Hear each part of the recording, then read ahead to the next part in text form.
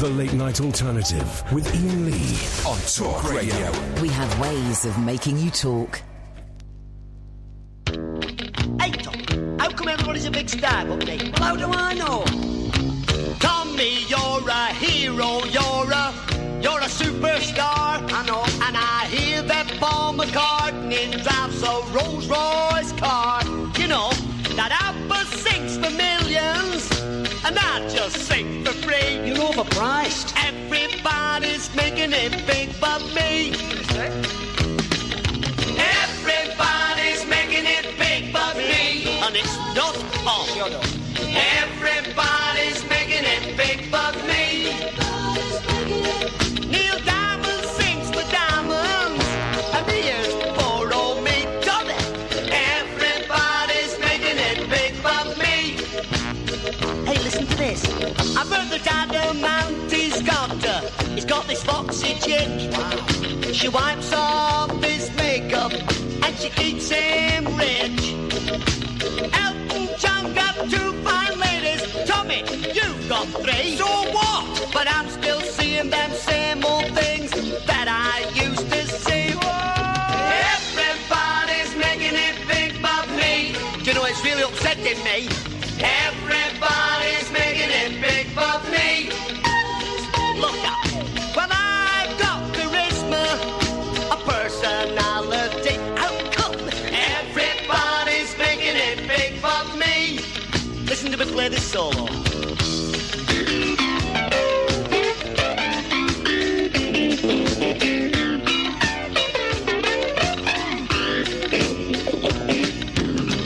How was that, Tommy? Fantastic. How about lessons? I know, it's yours. Well, I paint my face with glitter just like Bowie does. And I wear the same mascara that Mick Jagger does. You're a puffer? I'm not. I've even put some lipstick on. Well, that's just dirt me dad and mum. Tommy, everybody's making it big but me. Everybody's making it big but me. You were big, not a bit big. Everybody's making it big but me. Tommy's girl says he's a trier. All I get is your little liar. Everybody's making it big but me. Everybody's making it, everybody's making it, everybody's making it big. Everybody's making it, everybody's making it, everybody's making it big. Everybody's making it, everybody's making it, everybody's making it big. Everybody's making it big but me. Shut your face, Tom. Did he use the word pufter in there? I think he might have done. I think Cannon and Ball used the word pufter. Well, there you go, dear listener. 0344 499 1000 is the telephone number. If anyone can get my phone box working as well, that would be really handy, guys. Phone box doesn't seem to want to work. It's gonna be one of those nights. I know we're the only show that takes phone calls, but man alive, it would be great to have phone box working. Oh my. Wouldn't it? Wouldn't it? The speakers don't work, the phone box doesn't work, the staff don't work, nothing works. Sweet Lord, what's his... Sorry? Was this off when you came in? No, it was on, and then I moved it, and now it's not on. Oh, no. Oh, Jesus. There we go. Dear God. Well, it's plugged in. Can you want to go and find a grown-up who knows what they're doing? Because, I'm not being funny, but I'm trying to do a radio show. There we go, we're on. Oh, dear God. And can we get those bloody speakers working, please? For crying out loud, dear listener. It's going to be one of those shows. 03444991000 is the telephone number if you want to give us a call.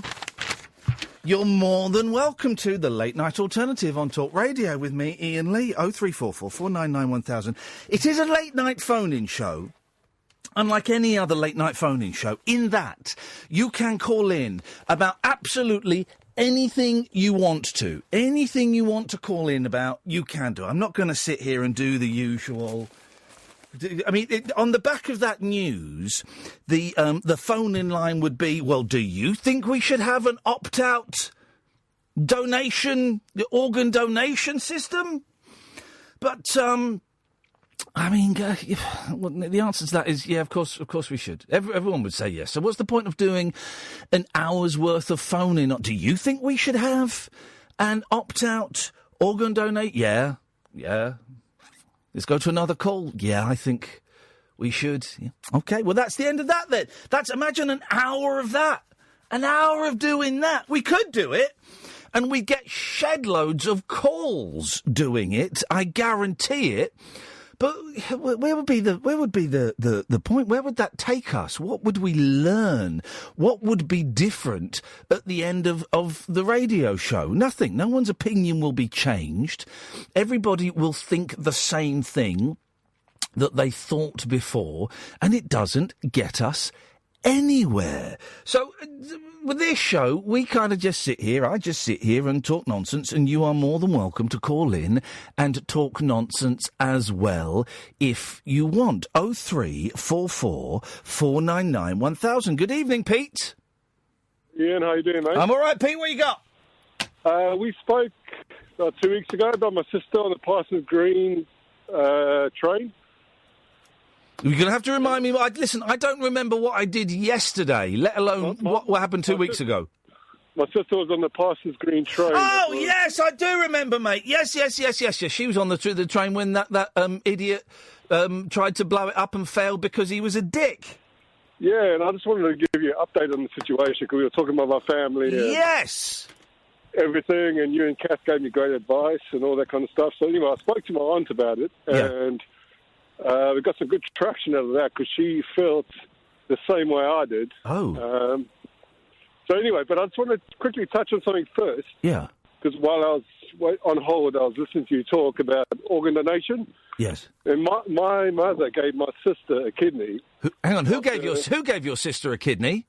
My mother. Oh, gosh. And because my sister was a professional tennis player in America. Yeah. And she got really bad shin splints. Yes. So because she was so good, they just kept on nailing her with ibuprofen. Yes. And then she was misdiagnosed. She came back home.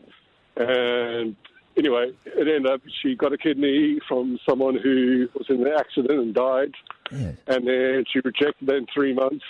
And then about a year later, my mother gave her a kidney, and it's about 24 years since then, and all is good. Anyway, so that's my take on the subject. Yeah. I would always say if anyone wants to be an organ donor, that's no drama. Yeah, but here's the thing. Here's my thing about organ donation. No one's going to disagree, but there'll be loads of radio stations now doing phone-in saying, "Is it time for us to have an opt-out organ?" No one can disagree with organ donation. I think you should be given a choice on anything. You know what I mean? Yeah, but if it's an opt-out... You shouldn't be told what you have to do. But if it's an opt-out... We're actually doing it. If it's an opt-out, you've still got a choice. You can opt out. Yeah, but no... We use this and that kind of stuff, aren't we? You know what I mean? It's a paperwork, and then you start complaining. Well, hang on, but it's better. Sure, right. Well, maybe someone could disagree with an opt-out then. Maybe we're in. But that you can't... How can you disagree with a system where you have to opt out? Oh, I think I'm obviously for it. There you go. No one can disagree with it, and anyone who does is an idiot. Yeah, I think so. You know what I mean? I can understand certain values of life and things like that, but I think if you're saving someone else, then when I'm dead, how can you disagree with that? Exactly. When I'm dead, you can have everything. Because do you know why? Because I'll be dead. And the thing is, I mean, my liver might not be that great, but everything else is pretty decent, you know. My liver is top-notch, primo, grade A liver. You're about 13 years clean, aren't you? So let's just say, without going into too much detail, Pete, it's now we're close to 13 days after a little bit of shenanigans. We're close to 13 days, but it was 13 years for a while. Hey, we all understand those days, right? We all understand those days. So anyway, days. Listen, I just want to tap in and give you an update. Look, yes. I mean, little has progressed with regards to healing the rift of my family and my sister with the train bombing. Yeah. But today was a bit of a breakthrough because, I've always, like, when my sister texts me, I sort of quite distant. I only answer like 2 or 3 days later and just sort of chill out with the whole thing. But she texted me today, and weirdly, I feel I need to reply straight away and have a chat. And then she said, look, the police have been in touch, and the police counsellor or something. Oh. And they really apologised because they haven't been, I mean, I think it was, 5-6 months ago? Yeah. And they were really embarrassed that they haven't been in touch since and all that kind of stuff. And I said to her, yeah, I mean, look, you weren't physically scarred, but anyone who goes through that's going to be mentally scarred. You're going to speak to someone. Yes. But also they just said, look, the trial starts on Monday.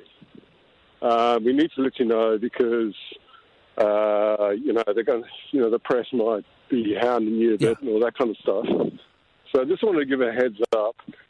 So it was cool. So she's going to get counselling, and we have to be, because the trial's going to start, we have to be slightly careful what we say about it. The police she's going to get put in touch with a counsellor to talk about what happened. No. A counsellor just called her, spoke to her for about 40 minutes, and just sort of prepped her on what will go forward. And I was like, the old 30-minute debrief, huh? Yeah, and I said to her, look, at the end of the day, it's the first time we've actually spoken about it. You know, it's like I said, no one's actually spoken about it. It's just this sort of elephant in the room. Yes. And I said, look, it'd be a great thing for you to actually speak to someone either professionally or a friend, but you've got to speak to someone. Yes. But so it was cool for her to open up to me about that. I don't know, it was me talking to my aunt and my aunt talking to her. Right. But have you? Here's what everybody wants to know, Peter. What has happened between you and your dad? I still don't know how to address that, man. I'm struggling. I wake up one morning and I go to sleep the same day, feeling two different things, and it's devastating. Yeah. Because I know what I want to do. We're moving house at the moment. We're moving to our new house next Thursday, and I feel it's more of a homely house and somewhere, because my parents always stayed over with my sisters. Yeah. And I want them to stay there with me as well. So the last time I actually called my dad after I spoke to you. Here we go. You guys. And I thought, right, I'm going to call him up, tell him about the house. But we don't communicate that much. And I said, and then I said, you guys can now stay with us now because we've got more space and all that kind of stuff. So there was one little, Hey, that's good. No, that's not one little. That's one huge. It was more than nothing, yeah. That's huge. You've invited your dad to stay with you. Yeah. That's massive. When was the last time he stayed with you? I can't... Exactly. Man, that's a huge thing you've done. You should be very proud of yourself for that. Oh, cool, man. Yeah, because I wanted to say, because I do a great fry or barbecue, as I say. Yeah. And, we can watch football, we can chat. And I actually want to chat this time, not just talk about the football. I actually want to chat while watching the football. Yeah, there you go. Perfect. Normally, you always put something on the TV to talk about. Yeah. Rather than talking about something while watching TV. Yeah. And that's something that I want to... Dude, this is huge. I'm proud of you. If you're not going to take it, I'm giving it. I'm proud of you, Pete. This is brilliant. Thank you, man. And I'm going. My sister invited me around on Sunday afternoon for her. I guess it's her stepdaughter's birthday, who just moved over. Yeah. Quite a tricky situation there, but anyway. But we're going around there for Sunday lunch, and I'm not going to drink anything. Give it a go. Give it a go and see what you hear. Yeah, see what you hear. I'm literally going to drive there and drive back, so I can't drink anything. Beautiful. Beautiful. Because I'm just, I really want to give it a go, mate. And I think there's a lot of people out there who feel the same way probably as me. And if I can, I actually really enjoy contributing to your show, hopefully, but also hopefully listeners who are hearing what I'm going through. You can work your way through this kind of stuff, but it feels great to do it, though. You know what I mean? Yeah. Even if you, there's things that you can never really forgive, but you can still really go, God, well, there's nothing, it can only be better if you do something good about it. Surely. Pete, I'm proud of you, brother. Thank you, mate. I appreciate it. Take care, man. Have a good weekend. Cheers, buddy. Keep well. What a nice man. What a nice man. There you go. Progress, huh, guys? Progress. 0344 499 1000 is the telephone number if you want to give us a call. I'm Iain Lee. This is the Late Night Alternative on Talk Radio. Late night conversation worth losing sleep over. The Late Night Alternative with Iain Lee on Talk Radio. We have ways of making you talk. 0344 499 1000, the Late Night Alternative with me, Iain Lee. You can listen to Talk Radio on DAB. You can download the app, or you can go online to talkradio.co.uk and you can watch the show tonight from a new angle. Wowzers, new angles. If you go to youtube.com/rabbithole, you can watch the show live and you can chat in a friendly, moderated environment. I know some of you were getting a little bit upset with the arseholes on Periscope, and so we will be going back to Periscope from time to time, but just for the moment we're doing it on YouTube because it's a little bit friendlier, it's a little bit more moderated, it's not quite such a Wild West as on YouTube. It's not quite such a Wild West as it is in Periscope. And Pete there talking about going to see his sister. I'm going to see my sister. The first time I've seen my sister in the United Kingdom for 2.5 years. Imagine that. The first time I've seen her since I came out of what's it called? The jungle in Australia and went to New Zealand. And my two little boys are going to meet their cousins for the first time in 2.5 years, who they barely remember. Imagine! They barely remember. I told you, when I was on I'm a Celebrity, I don't know if you saw it, and there was a bit at the end where my sister, Jo, who had emigrated to New Zealand about 2.25 years ago, surprised me by appearing in the jungle. It was the weirdest thing, and it was surreal and strange and very funny. And my youngest said, I really liked that bit when you met your sister. I said, dude, you know that sister is your aunt? And he's like, oh, no, I don't remember. Doesn't remember her because he would have been like 3 when she left. So up bright and early tomorrow morning. Angels, we're going to be there about 10 o'clock in the morning. You better be ready because these boys are going to wake me up at 7:30. I'm not sitting around watching the bloody Peanuts movie on Netflix again. We had to watch the Peanuts movie after I'd taken them to the cinema to see it. There ain't no film duller than the Peanuts movie. It sucks. Absolutely sucks. And my youngest wanted to watch it again yesterday. And because I don't live in that house anymore and I don't really spend as much time with them as I would like to, I kind of went, yeah, okay.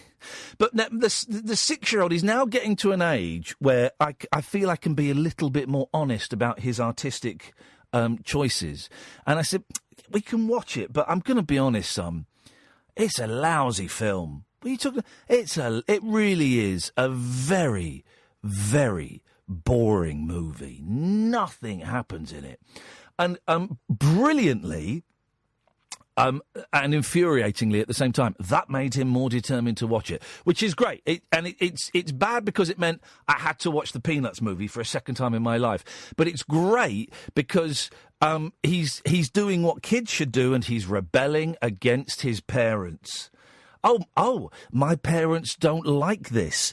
I'm going to like it even more. And that is exactly what kids should be doing. 0344 499 1000 is the phone number. If you're waiting for that lame phone-in about organ donation, you're in the wrong place. You need to go and listen to LBC. I bet that's... Shall we have a listen? I bet that's what they're doing. Hang on a minute. I bet that's what they're doing on LBC. I bet that is. Let's go and have a little listen. Hang on a second. It's Nick Abbott. He might be doing Trump or Brexit. Hang on a second. Let's... hang on a second. Let's go and have a... I'm in London. Oh, here we go. Let's see. He might not be. He could be the only exception to the rule. Hang on a second. Of a side road? Yep. Right. But no. But believe me, I'm telling you, it's always been in the back of every male's mind of owning a gun. Mm-hmm. He's doing guns. All right, he's doing guns. Let's go to... let's see what BBC London are doing. Let's see what BBC London are doing. Let's see what stations, World Service, local radio, BBC. How does the alphabet work? Oh, yes, the letters go in order. Here we go. Let's have a listen to what BBC London are up to. You've got to sign in. You've got to bloody sign in. No, hang on a second. If you could read my hums, you'd know exactly what it was I'd been typing in. Let's listen to what's going on here. Hang on a second. Let's see. Text 81333, just start your message with the word London. A few anonymous texts here, including this one. Government should not have the right to take organs from their citizens without their consent. Another step too far. Well, I suppose the government's argument to that if this bill goes through. And by the way, it's got cross-party support. By the way, it's got cross-party support, guys. It's got cross-party support, guys. So it's not the government forcing you to donate your organs. It's got cross-party support, guys. Organ donation. You want your organ donation, chat? BBC London is the place to go. Jeez! If you feel that strongly about it, like that person who sent that text does, clearly, then you can choose to opt out. Let's have a look at a couple of other tweets. Tia Terry says the principle should be the reverse. If I have not said yes... If you're going to read the boring tweets and texts, at least do it with some passion. Can someone tweet this bloke at BBC London and say, put some passion into it? You've had a passion transplant. Put a little bit of passion. Oh, Wings, hang on. Now, I haven't heard this for ages. It got good when they started playing Wings. I shouldn't. But, I mean, really... Organ donation. I mean, God almighty. Really? If that's what you're waiting for, you're not going to get it tonight, guys. 0344 499 1000. Good evening, Louise. Hiya, how you doing? I'm in one of those moods, Louise. Yeah. I'm overtired. Oh, I know that feeling. I'm overtired and I'm feeling mischievous tonight. Oh, I know that feeling too. I'm feeling mischievous. You're saying there about kids rebelling against their parents? Yes, that's what life should be about, and I was so proud of my youngest for doing it. Well, I'm 38 years old, and I still do it. Oh, yeah. Well, you know, I'm kind of. Hey, I just realised something, Louise. In March, April, May, 4 months, I'm going to be 45 years old. 45 years old, and to show how mature I am, I've just played the live audio of another broadcaster and done the noise of me straining to pass a turd. And I'm going to be 45 years old in a few months. Dear God, Louise! You're so old. I'm so old! No, life begins at 40. No, it doesn't. That is a lie that old people tell you. It's all downhill from there. No, I cannot wait until I hit 40. Why? Because my 30s have been bad. Well, here's the thing. Your 40s will be worse. It is awful getting on. I struggle, right? I can't put my socks on properly now without bending in a funny way and groaning. Neither can I. Well, then there you go. Imagine it in another 10 years' time. I'll probably not be able to get out of bed. Lucy says, it's too shouty tonight. I've got a migraine. Night, guys. All right, Lucy, sorry about that. Sorry, God. Lucy. Sorry, Lucy. Sorry. Sorry, Lucy. Apologies. I'm not apologising. A migraine is the... Well, first of all, Lucy, shame on you for listening to the radio when you have a migraine. You shouldn't be. But a migraine is... I don't think there's anything worse than a migraine. And I've been shot. I get migraines. I can't lift my head from the pillow. Oh. I can't lift my head I've got a cure. Awful. I think I have a cure for migraines. Right. I think I genuinely have a cure. Tell me. Right. It would be the thing that makes me better. The thing that eases my migraine and eventually cures it is I have to be somewhere that is as cold as possible. So if I have a migraine in a hot country, like in Pakistan, which I did, I'm screwed. But if it's the middle of the night in winter, I open all of the windows in the bedroom and I shiver, and the shivers get rid of it. Or if it's a hot day, I will sit in my car and turn the car on and put the air conditioning on, and that will get rid of it. So what I want to do is I'm going to invent a walk-in centre for migraines where it will have a deep freezer like they have in... go on, Kath, why not? Like they have in the back of like B-Jams and frozen food stores. And you'll just go into this walk-in freezer wearing shorts and a T-shirt, and you sit there for half an hour and you will shiver your migraine out. You will shiver a beauty and it will come out. Well, it's funny you say that because whenever I take one, I actually put the fan on. Yeah. It's just normally used for white noise. I know my stuff. I'm a trained physician. Yeah, you're getting there. What is it, from the top up? Yeah, from the top up. What have you got for us, Louise? Well, I was just going to tell you how the morphine reduction is going. Oh, yes, the morphine reduction. What's happening? Yeah, I'm doing one this week. Actually unexpected, but sometimes that's the way it goes. Yeah. So I thought I would fill you in. Okay, go on. Sorry, the reason I sounded distracted there, Louise, was, and you'll forgive me once I tell you this. Literally, as you started speaking, I received an email from a member of the Monkees. I mean, wow. When Mickey Dolenz writes to me and starts off by saying, "Thanks so much for your enthusiasm and interest, Iain," I'm afraid anyone who is coming off drugs, you're going to have to wait a bit longer. But I've closed that down now. Louise, tell us about your morphine reduction, please. No, take your time. Read your email. Read it out. Tell us. No, I can't. Here's what's going on for me, Louise. Let's not beat around the bush, right? My life is an absolute car crash at the moment. It really is. It's a disaster, and I can barely hold it together enough to clean myself, right? So I have decided one of many things. I've decided I need more joy in my life, right? So I'm booking tickets to go and see all kinds of things. I'm going to go and see Limmy in London in June. I'm seeing Paul Simon in July. Wow. I'm probably going to go and see the Bare Naked Ladies in April. It's all these things.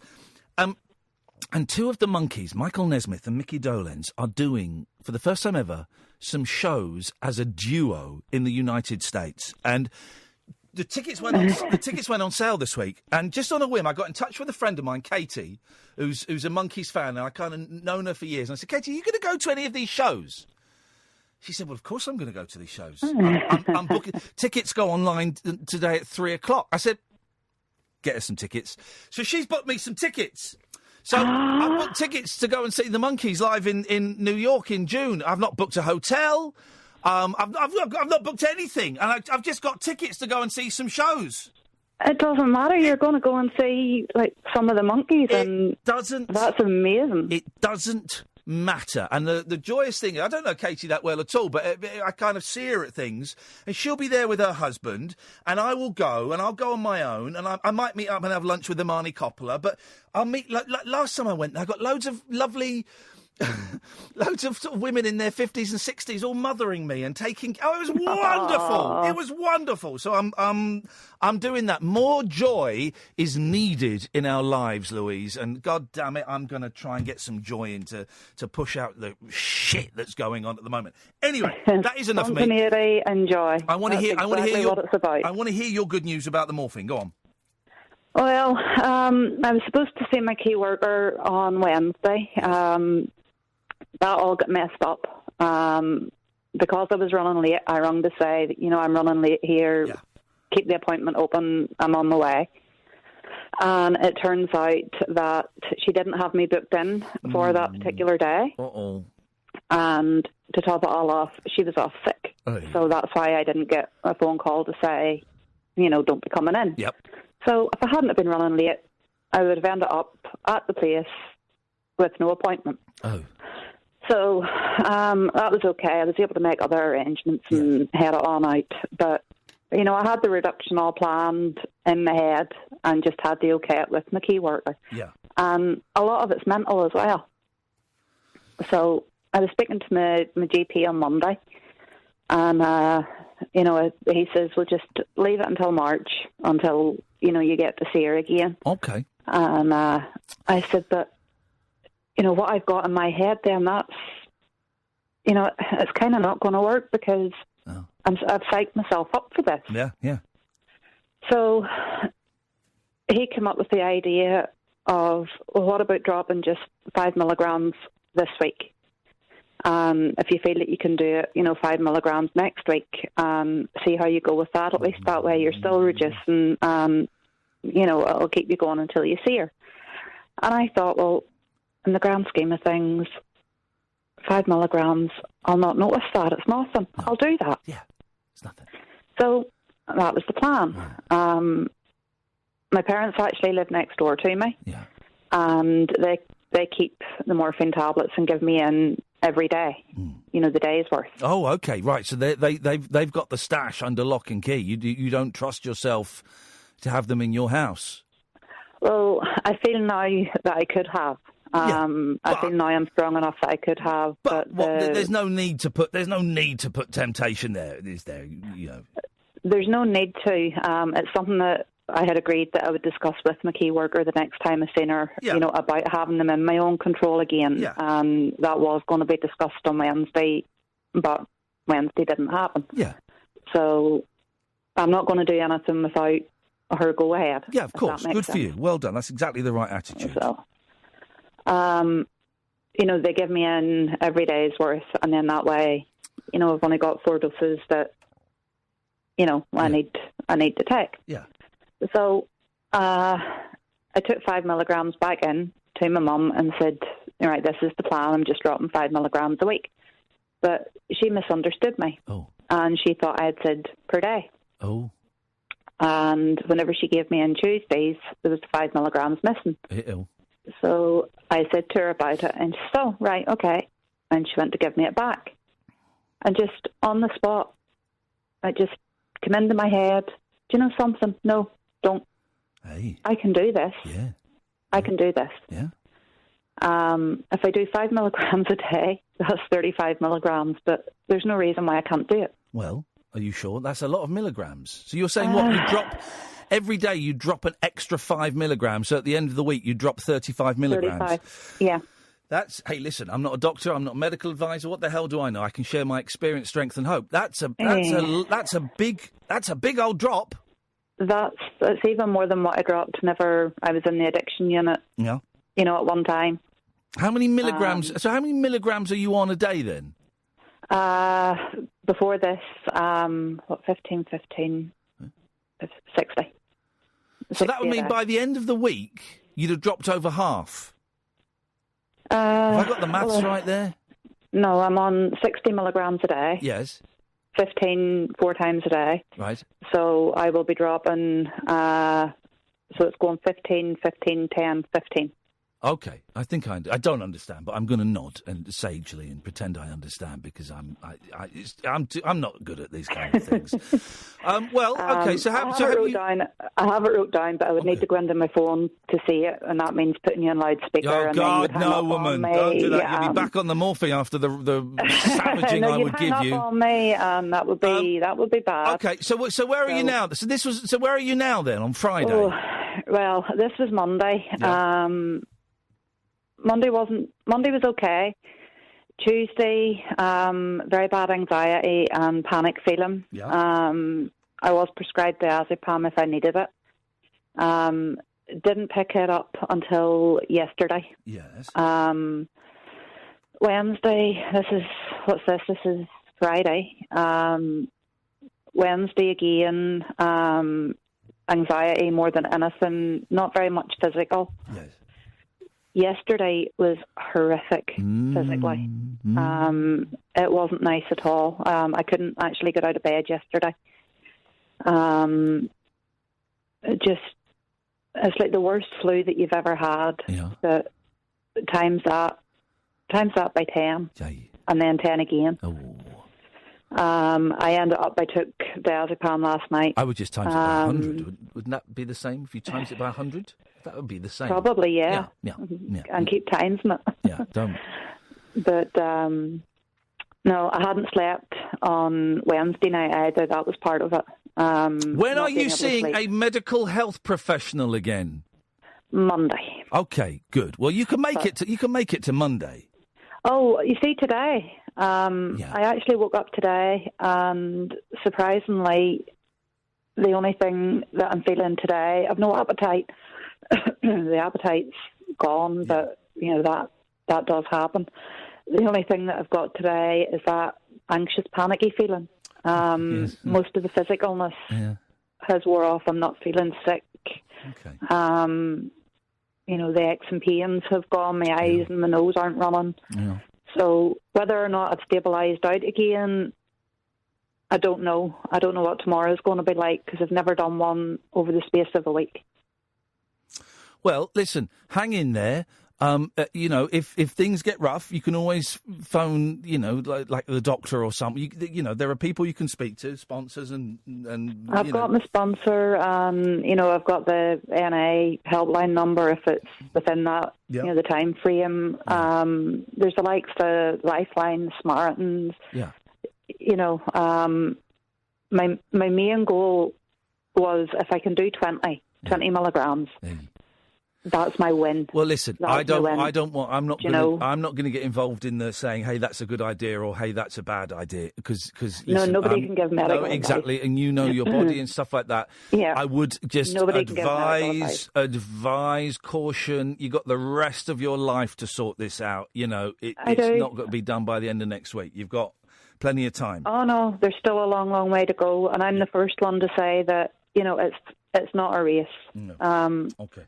If I do this, that's amazing. It is amazing. But, if I don't, it's not a fail either. No.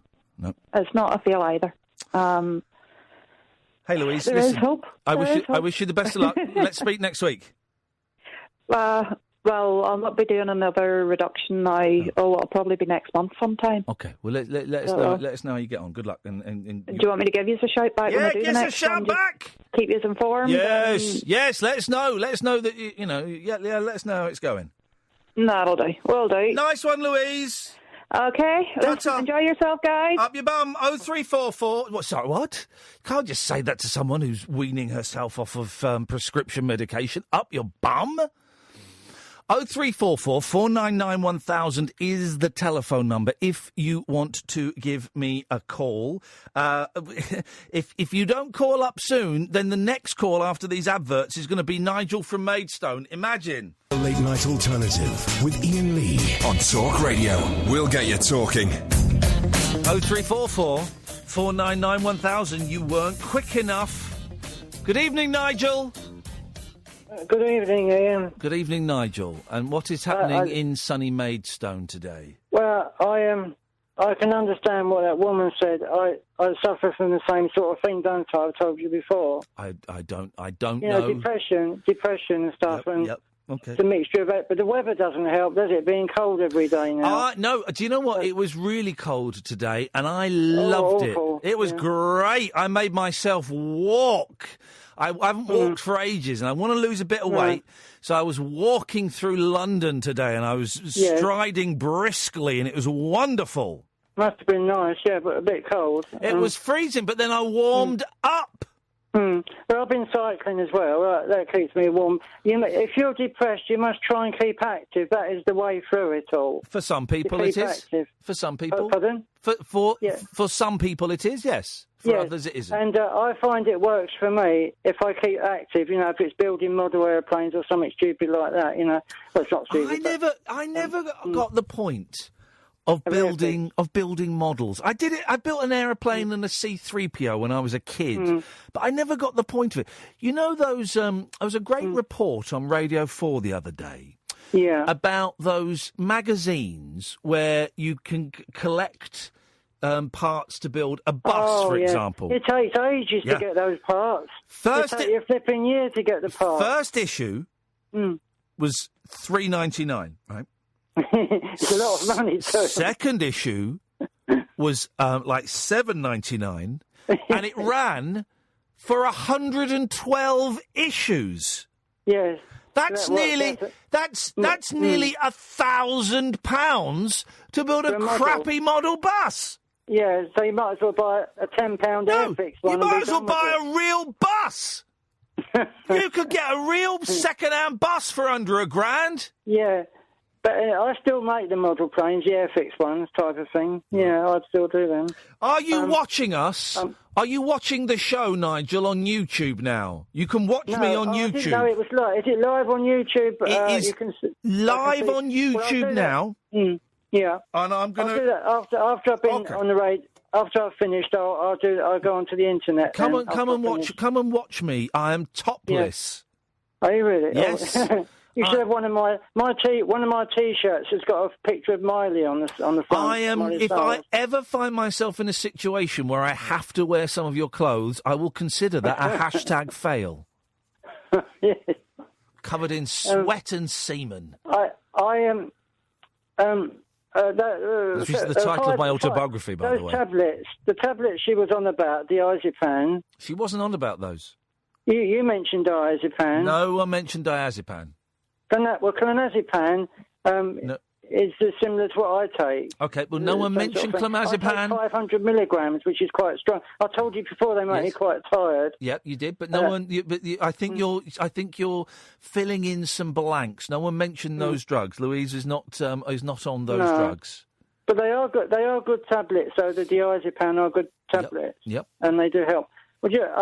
So I rang up to do a song if I could. Yeah. Okay, sure. While I'm watching the Graham Norton's best bits. He's got the best bits on tonight, Graham Norton. Do you ever actually listen to this radio show? Yes, on the internet now. Yeah, I found out how you just click on and it takes you straight to the station. But I'll ask again. Have you ever actually listened to this radio show? Yes, the of course. Late Night Alternative. Yeah. Yes.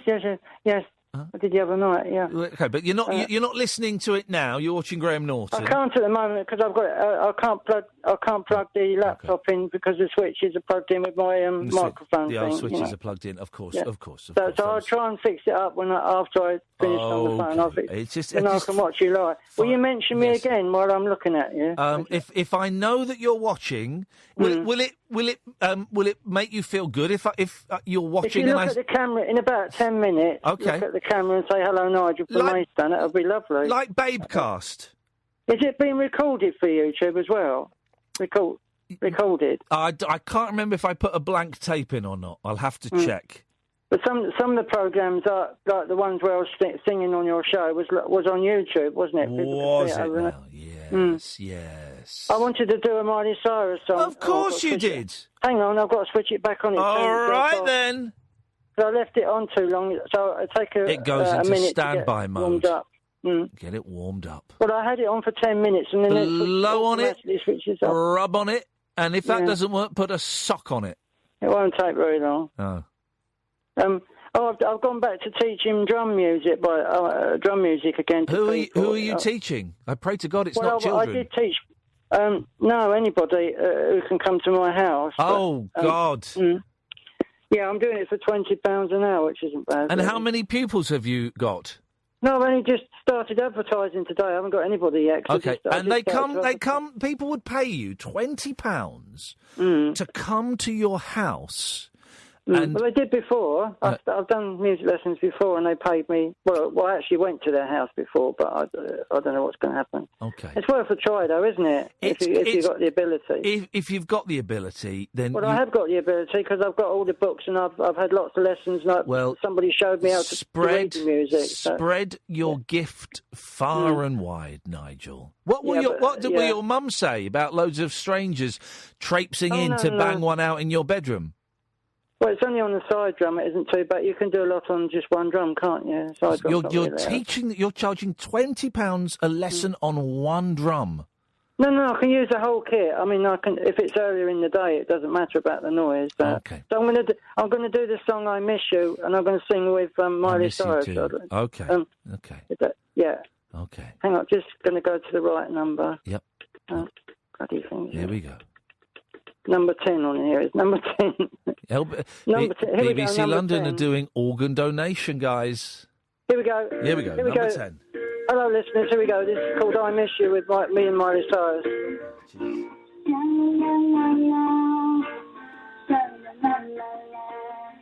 They used to call me your dreamer.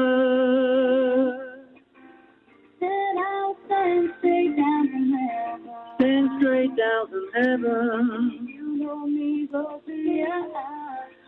Yeah, yeah, yeah. By the way you felt so strong. I never wanted you to leave. Wanted you to leave. Holding me. I miss you. I miss your smile. Well, I miss shed a tear every once in a while. And even though it's different now, you're still here somehow. Now I won't let you go. I need you to know. Right, basically, I've worked out what Nigel's technique is when it comes to singing with Miley Cyrus. He does this. I've never heard this song before, right? But I can do. Sha-la-la-la-la.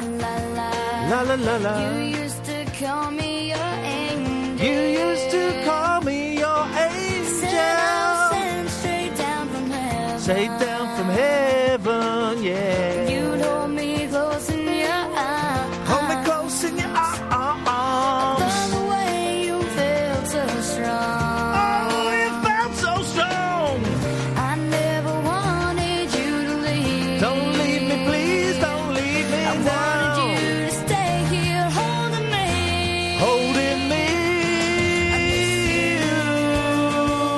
I miss you, smile. I still shed a tear every once in a while. Different now, you're still here somehow. My heart won't let you go. And I need you to know. I need you to know I miss you. Sha-la-la-la-la-la-la-la-la-la-la.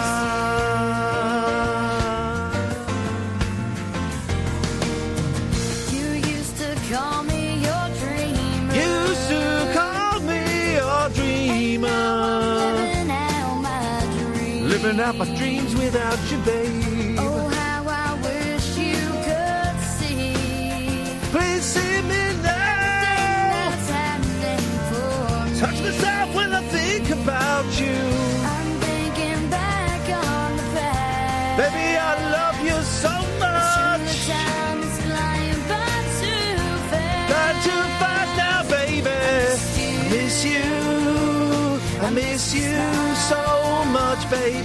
Because I still think about you when I love you, when I touch myself. I want you to be my girlfriend now. Cause I miss you so much. I miss you and I miss your loving touch. Miss you. Sha-la-la-la-la, miss you.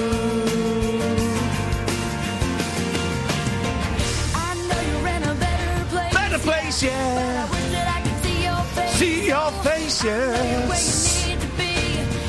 I'm 63 and you're 15.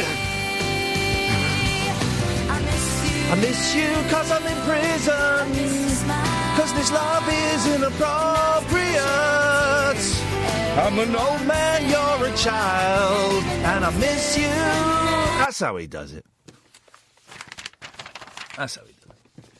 0344 499 1000 is the telephone number. If you want to give us a call, you're more than welcome to. Stephen, stay there. We'll come to you after the news. Don't forget, if you want the phone in about opt-out organ donation, they're having it right now on BBC London. They're doing it as a phone-in. Dear God, where's the imagination?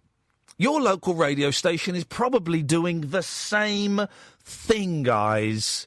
You don't want that turgid crap Let's have something a little bit different, shall we? 0344 499 1000. You can watch the show if you go to youtube.com/rabbit hole, and you can listen to the Late Night Alternative with me, Iain Lee, on Talk Radio by listening on your DAB, by downloading the smartphone app, or by going to talkradio.co.uk. I'm Iain Lee, this is Talk Radio. The Late Night Alternative with Iain Lee on Talk Radio. We have ways of making you talk.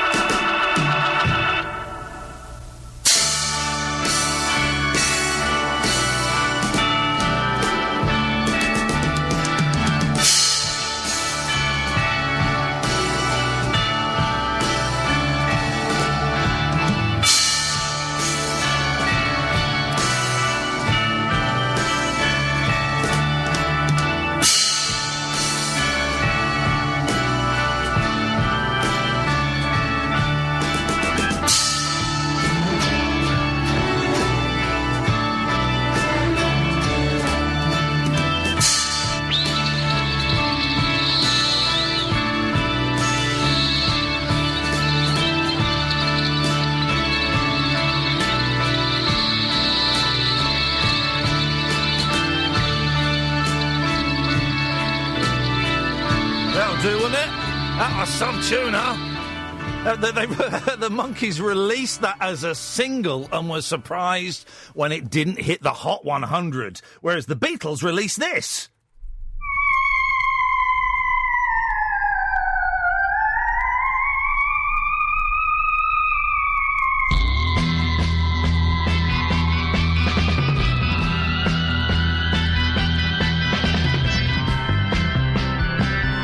0344 499 1000 the phone number. It's the late night alternative here on Talk Radio. We're here until 1 o'clock, and then Martin Kellner will be in between 1 and 5, and then after that, who knows? I just don't know. I've got a feeling they might repeat us again. I don't really understand the schedule. If you want to give me a call, 0344 499 1000. We won't be doing a phone-in about bloody body part, organ donation. There's a phrase for it, isn't there? There's a phrase for it. We won't be doing that because, everywhere else is just doing organ donation and it's so boring. Instead, we're going to sit here and play psychedelic music and we're going to wig out, yes! Hey, you'll never guess who I saw today. Only Flight of the Conchords. Yes! I was sat in a bar. This is what London is like all the time, guys. I was sat in a bar at 11 o'clock in the morning. Listen to me. In the Soho Theatre, recording something for Radio 4 with 3 people I'd never met before. Delightful people. And one of the people had said that she enjoyed watching a television show called Mum because there was an Oscar winner in it, or an Oscar nominee or something. And I went, OK, right. And a bit later on I was able to say, you enjoy watching that programme because there's an Oscar winner in it. Well, there's an Oscar winner sat over there. The Flight of the Conchords were sat there. I didn't say anything to them, even though we know the same people. It would have been too weird to say, hey, you used to work with a guy called James Bobin. So did I, and now he doesn't speak to me anymore. 0344 499 1000. This is the late night alternative on Talk Radio. My name is Iain Lee. It's a phone-in show, unlike any other phone-in show. 8 minutes past 11 on a Friday night. Everyone is feeling a little bit, I don't know what, stoned, high, down, depressed, suicidal, drunk, lonely, bedazzled, bewitched, full of inertia. I don't know. But this is the place for you guys to phone in about anything you want. There's a guy tweeting me going, I want to phone in about contacting the dead and EVP, electromagnetic voice recording. Dude, phone in! This is the best show for phoning in about that stuff. Stephen is on the line. Good evening, Stephen. Hi, Ian. Listen, I've been thinking about you quite a lot. I know you into your martial arts films and your Bruce Lee stuff. Yes, sir. I'm a karate expert. Have you ever heard of this thing called Qigong? It's a form of internal energy, what the Chinese do.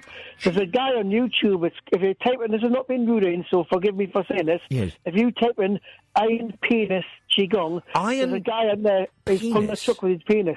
Hang on, well, hang on a second. There's a guy that does what with his penis? He's pulling a 15-ton truck with his, Jesus. With a rope attached to YouTube. Normally I don't type in stuff. What do I have to type in? Penis. Iron Penis Qigong. Iron Penis. Penis Qigong. I don't know how you're spelling. What? Qung. Qigong. Okay, let's just type it. There was a guy who was on this program called Chris Cadelli. He does the kung fu stuff on the TV, documentaries about different martial arts. All right, hang on a minute. Right, there's a fella here. Right, let me just stop this Moog music for a second. Right. I swear to God, right, the clip now.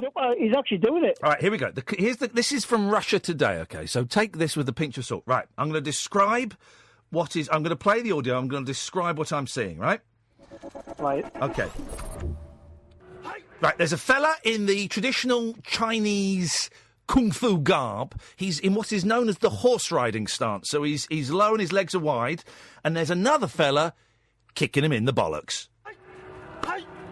Hit. Right, now the same fella is just smacking himself in the balls now, just doing that. He's got a brick in the nuts, brick in the nuts, brick in the nuts. Brick in the nuts, brick in the nuts, brick in the nuts, brick in the nuts, brick in the nuts, brick in the nuts, brick in the nuts, brick in the nuts. Right. Oh, this is brilliant. Right.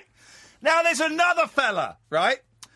And there's like a big sort of wooden, like a swing, right? There's a big wooden frame of a swing, and there's a tree trunk on it like a battering ram, right? Suspended by chains. I've got a feeling that battering ram is going to ram his batter. Let's have a look. Here we go. He stood in front of it, pulling it back. Jesus! Tree trunk to the nads! Tree trunk to the nads. Tree trunk to the nads. Tree trunk to the nads. Tree trunk to the nads. 3 men hitting themselves in the nads. One's just wearing a tracksuit, just whacking themselves. 3 fellas getting kicked in the balls. This is the best thing I've ever seen in my life. Flippin' heck! That's amazing. I'm going to tweet that, and I'm going to show that to my boys. Yeah. But if you look at that guy, I can't remember his name. It's Chinese, but he does pull a 15-ton truck in. I'm not joking. Okay. So what? Okay. Iron penis truck. Let's have a look. Qigong. Yeah. He was on Chris Cadelli. Did the martial arts show on Sky TV. Hang on a minute. Now there's a picture of a fella. Because the others they've had clothes on, so we don't actually know if they've got penises. They might be like Action Man and just be smooth down there, right? Right. There's a fella here. He's got no pants on. 公話冊呢一種係少林絕技鐵板功，鐵板功又名少林下步。Right, there's an old boy, right? He's got a T-shirt and no pants on, right? It's a shot from behind. You know those things that the lawn rollers that you use to smooth the lawn? Video. 屬於少林72藝之中陰柔之勁路嘅絕秘神功，係專練人腎部嘅功法。便能承受千斤力量的手抓、脚踢、吊 What is that? Hang on. 铁当功法。There's an old boy. He's got his back to us. He's just wearing a belt, nothing else. He stood over a cliff, got 1 foot on one side of the cliff, 1 foot on the other. Beneath him is a chasm. Well, you can see his chasm. But hanging from his penis is a man. Suspended in midair. And this guy's just swinging there. He's just swinging from his nuts. This is incredible! It's called the iron egg technique.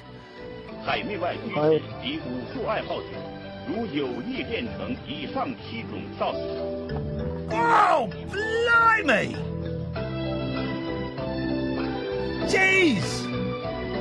Boy, he's struggling, this fella. Oh, God. Right, I'm tweeting that. Kath, you want to watch that? You'll like that. You like old Chinese men pulling stuff with their winkles, don't you? Yeah, of course you do. Here are some old Chinese men pulling stuff with their winkles. Well, thanks for that, Stephen. Oh, listen, it's brilliant. Qigong. Look it up, Qigong. I've just looked it up, mate. I don't ever want to see that again. I said, oh, God. 0344 499 1000. I've just tweeted those. If you want to go and have a look, you'd be very, very welcome. And shall we reconvene in about 45 seconds and discuss what we've just seen? Good idea, yes. Unmissable late night radio with the original king of unconventional conversation. Make contact with Iain. The Late Night Alternative with Iain Lee on Talk Radio. 0344 499 1000 is the phone number. You can watch the show by going to youtube.com/rabbit hole, subscribe, and you can watch. Let's go to William. Good evening, William. Hello, is that Iain? Yes, it is, William. Hello, Iain. I rang up, Iain, because I was watching the show on YouTube, and but it kept cutting out, so I thought it should be a better stream. But I'm walking home, Iain. I was just on the district line, eastbound, and I can be quite loud at the minute, but I'm going to get home in a minute, so I'll have to whisper, because it's quite late and I don't want to wake anyone up. But it's all right. So I wondered, Iain, what was your thoughts on pub theatre? Because I've just been to a pub theatre, and it was all right, but a friend of mine produced it. But she wasn't producing. She was production managing, which is different. But I was watching it, and I was sitting in the back row because I was with a husband, and I I hope he's not listening, but he's quite antisocial. So he was. I don't know. This might be just me and my brain just overanalyzing things, but we were sitting in the back row with. She's Russian, by the way, and a friend of hers was visiting from Russia. She's here for 6 days. I won't give her name away, but she was there as well. But she forced me to sit in between her husband, the project production manager's husband and herself. So, you know, I was like a rock in a hard place. No, hang on. Between a rock and a hard place. And, why don't you blow your nose? I haven't got a tissue, Ian. Okay. So I'll be home in a minute, and then I'll have a tissue, but I'll have to whisper. Okay. I'm struggling to work out what my part in this call is. I just wondered what your thoughts were on pub theatre. No, you didn't. I did. Well, I'll be. No, you didn't. You didn't. You didn't wonder. You don't care. Well, no, I'll be honest, Ian. I wanted to talk to you about something, and that is the first thing that I could think of. Okay. But I'm a first-time caller. Okay, William. And how do you think this first-time call is going? I'm guessing not that well. Okay. Do you have a cold? It is cold. I'm on the back end of a cold. Okay.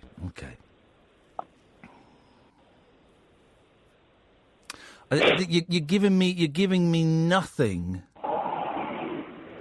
to work with here, William. Okay.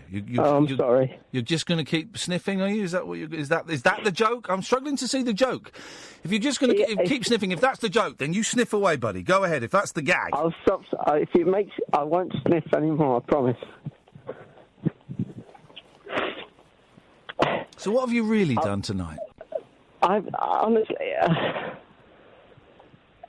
I just wanted to talk to someone. What have you really done tonight? That is what I've done. Okay, what was the play called? It was something to do with change. It was all about money. I think the play was called Change. Okay.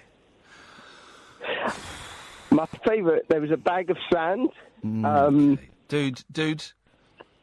I mean, I don't know what the gag is. I don't know what... I don't get it, but whatever it is, it's not worked. It's not a gag. I wanted to talk to you. But then talk to me about something that you want to talk about. Don't keep doing comedy sniffing and, talking nonsense. What do you want to talk about? What about, if that's not tugging you... What about, trains that don't go the full distance? Like, if you're on the district line and you want to go to Upminster, but it only goes to Barking, that really gets my goat. Does it, really? Yeah. That's okay. Here's the thing. If you stop sniffing, and if you just wanted to chat, then I would happily chat to you, man. I would happily chat to you. But here's the thing. My bullshit detector is it's a classic model, and there are newer models out there. Of course there are, but mine is classic, and it has never let me down. And it's just I don't think you're called William. I don't think you. Oh, that's a bit harsh, Ian. I am called William. I don't believe you are, mate. I remembered I'm live on. I won't swear. Okay. I am called William. Most of my friends call me Will. I don't believe you. I'm called William. I don't believe you. What? And this is the thing: when you come on and lie, then if you come on, Ian, if you come on, William. This before. I've heard you do this before. William, if I'm talking, they can't hear you, right? Sorry. If you come on and tell one lie, which you have done, then I have to question everything that you say. because I can't trust you. And this show only works because of the trust that the callers have in me and the trust that I place in the callers. And I haven't bought a word of what you've said. I'm a bit put out by that, Ian. No, you're not. You're not. I am. No, you're not, though. I am. You're not, though. You're not put out by it. Oh, God. Maybe you're a bit tipsy. Maybe you're a bit high. I don't know. I am. No, I won't lie about that. I am tipsy. I know you are. And you thought you'd phone up and have a laugh. And that's great. But phoning up talk some rubbish about Russians and theatres and trains that don't go to Upminster. What do you really want to talk about, dude? Hang on. I am inside. I'm going to go into the larder. Into the larder? His house is set in 1956. No, skip. My mum's just had it done up. She calls it the utility room. Okay. But we're not allowed in there. But I think she's asleep. Sorry, I know I sniffed. I didn't mean. Would you like? Oh, I know what we could talk about. How about I'm a vegan, and I know you're not vegetarian anymore. Yeah. But I've recently realised because my mum's cousin, which would make him, I guess, my second cousin. He's like a nutritionist, and my uncle, he had pancreatic cancer, and he died in, I'm going to say 24th of October. And my mum was, she was into, I think, it was like a psychological thing. She was into like getting a quick fix, so she was trying to improve his diet. But the thing we're into at the minute, because I've been vegan for a while, and she's into. Where are you going, dude? Listen, it's a great story you're spinning here. Where is this going? Because I've given you about 5 minutes of radio time, and I've got people lined up to go to, and I'm really hoping. Ian, listen. When I'm talking, they can't hear you. I'm really hoping that you can turn this around and salvage it, and you can't. And instead, you're just being rude. But worse than that, you're being boring. That's the greatest crime that you are committing. Forget the rudeness. It's the dullness is the thing that is hurting me. I don't know what to say to you, Ian. I've not been. I don't feel like I've been rude, but if that's how you feel, you've been sniffing. You've been sniffing constantly. That's rude. Yeah, that's ill-mannered. I don't think that's rude. It is. I'm telling you now. Unless you're Japanese, it's rude. In this culture, it's rude, and you know that, William. And I find drunk people so boring, man. So boring. And you are perfectly displaying why I find them boring, because they think they are funnier than me and they think they are cleverer than me. And you are most definitely neither of those things.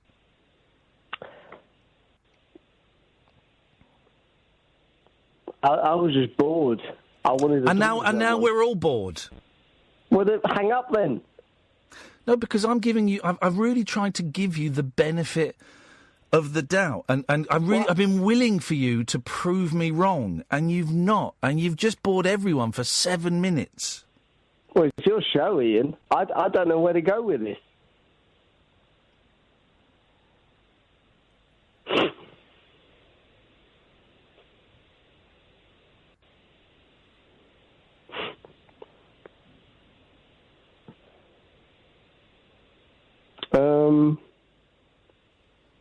I've got some new, they're not drawers. They're like cupboards in the utility room. But I know it's not interesting. It's not interesting. So why mention it? I don't know. I'm just trying to. I tell you what's more interesting. I tell you what's more interesting is just the silence and us imagining you in your mum's new utility room. That's more interesting.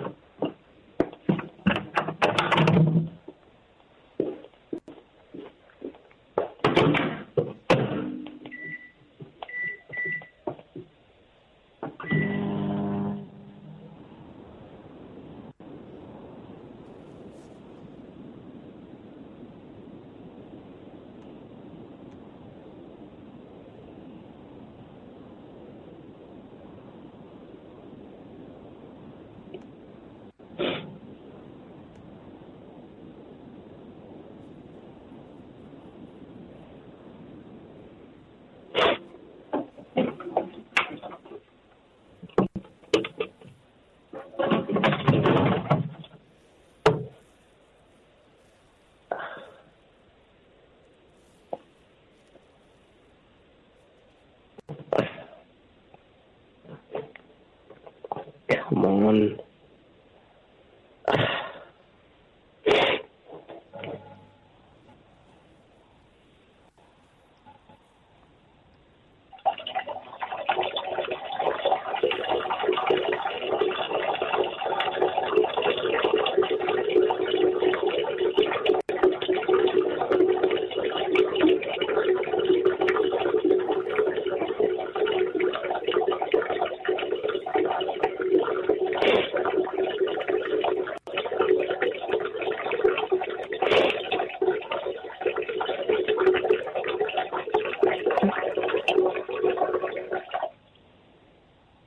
Did you say something, Ian?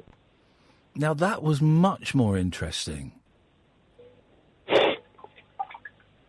That last 2.5 minutes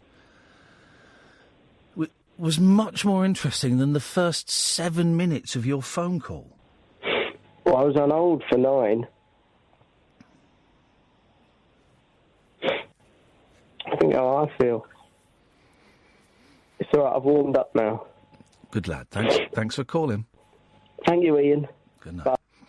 03444991000. Do I say this Simas? Hey, Simas. Hello, Simas. Hello? Hello, you're on the Hello? air. Hello. Oh, hello, Ian. Hey, man, what you got for us? I wanted to talk about EVPs and spirit contact. Here we go. Now we're talking. This is the fella that tweeted me. Go on. Talk to me about it. Okay, well, about 20 years ago, I first got interested in EVPs. Yeah. Which stand for electronic voice phenomena. Yeah. It's a theory that spirits can leave messages on tape. Yeah. Or on dictaphones. And can I just say, if anybody is listening who thinks this is bullshine... You are sleeping. You do not want to believe. Okay. I've read books. I've got the next book on my list is, I can't remember what it's called, 49 Megacycles or something. That's, which is about this phenomenon. It's something that I researched when I was a teenager, and it's something I wish to research again very, very soon. It's upgraded a bit now. They've got apps that you can use on your phone called spirit boxes. Right. Okay. Which is basically chopped up bits of voices, and they play it backwards on a loop. Sorry? And so the spirits can make it go forward and produce speech out of it. Hang on a minute. Right, hang on a minute. So I thought the whole point of this was you got a tape recorder, or a digital recorder, I suppose, these days, and you either put it in an empty room where you believe ghosts are, and you ask it questions, or another way of doing it was to tune the radio to white noise and record it and then play it back, and you could hear voices being thing. But there's an app that plays things backwards. Yes, that's correct, yeah. Well, how does that get ghosts talking to you? Well, basically, the theory is that spirits can manipulate electronic equipment. Right. So they use the loop that's playing backwards to produce forward speech. And that way, you're not picking up any radio signals. Okay, but that won't work, will it? Like I'm saying it as though the rest of it will. That can't work. It does work. There's a guy on YouTube that does it a lot called Steve Hoff. Steve Hoff. Okay, because they'll get rid of men pulling things with their penis. Okay, Steve Hoff. Steve Hoff, and his channel's Hoff Paranormal.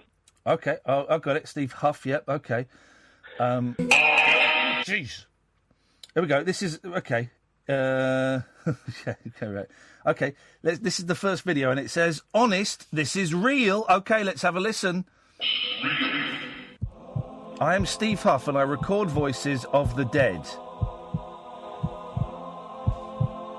Hang on, let's go to... Oh, he's got a message from Robin Williams. Hang on a second. He's got one from Robin Williams. Here we go. Okay, let's have a listen, see what Robin Williams had to say to Steve Huff from huffparanormal.com. Let's have a... Did I connect with the spirit of Robin Williams after he passed, it says. Many have been telling me that, yes, I indeed did. I decided to put the clips here in one video so you can decide for yourself. Oh. Remember, I'm not saying that, yes, this is Robin Williams 100%, as I will never know this to be fact. It is just not very quick. Hey, guys, this is Steve Huff at Huff Paranormal. I just want to give you guys a little intro to this video because there's going to be a few people who are not going to like it. I had 2 or 3 people out of hundreds say that it was in bad taste to post a video where I try to contact Robin Williams. Okay, well, let's get to the bit. I want to jump forward a bit. Jump forward a bit. I want to see him contact Robin Williams. Well, where is it? 7 minutes into it. Here we go. Are you there, Robin?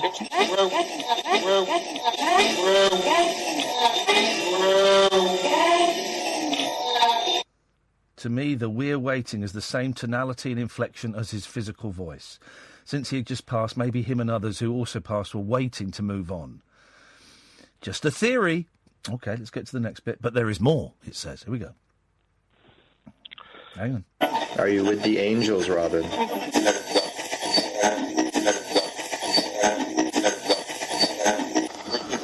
Thank you, Robin. Apparently what you can hear there is Robin Williams saying, anyone, that's up in heaven. Let's listen again. Are you with the angels, Robin?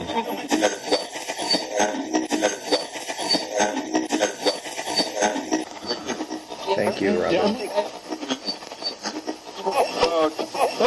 What? Oh!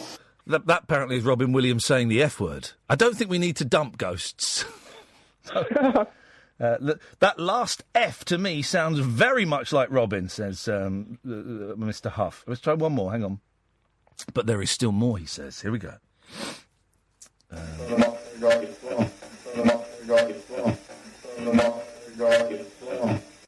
I must have got it wrong.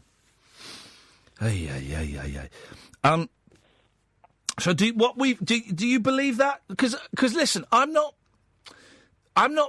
convinced either way. I believe that possibly there might be something in this phenomenon, Simas. I genuinely, right? But what I've heard there, no. He has better videos than that, to be honest. Oh, does he? Of course he does. Yeah, he does. Of course he does. But have you done it? Have you done it yourself? Yes, I have. I've got. If I can have your email address, I'll email you a clip over. Oh, mate, have you got a pen and paper? Yeah, hang on a sec. Are you watching on the YouTube channel, aren't you? Yes, I am. I'm going to type it's Iain at iainlee.com, right? I've just typed it now, okay? Okay. Iain at iainlee.com. Send it over, man, because I love stuff like this. But you're correct about using a dictaphone or the phone, your recorder on your phone to get EVP messages. I'm a deep thinker. You certainly are. Yeah. No, listen, honestly, when I was 15 years old, I read. I ordered a book from the library, big, thick old thing, and I read it, and of course, we all had that record that came free with the Unexplained. And I've ordered a couple of books that are waiting for me at home to investigate this. To investigate this further.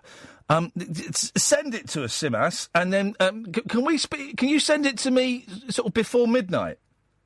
Yeah, I'll do it straight away. Send it now, and then if you're around, can we talk to you after midnight about it? Yes, of course you can. All right, nice one, dude. We'll speak to you in about 20 minutes, man. All right, take care. Cheers, fella. Ta-ta. There we go. 0344 499 1000. You can call in about anything, guys. Iain at iainlee.com if you want to email. Or 0344 499 1000. I'm Iain Lee. This is the Late Night Alternative on Talk Radio. The Late Night Alternative with that man, Iain Lee. There's no strangers here, just friends you haven't stalked on Facebook yet. Have never sent my picture to anyone who didn't request it. The Late Night Alternative with Iain Lee on Talk Radio. Yes. Do you remember ages ago we talked about Bruce-ploitation? And Bruce, all these Bruce Lee rip-offs. Bruce Lee, Bruce Le, Dragon Lee. There's loads of them. There's a brilliant podcast, and it's the only podcast that I regularly download and listen to. I listen to every episode. There are other podcasts I dip in and out of. Scroobius, Pips, and Adam Buxton's. Adam is coming on the show again soon.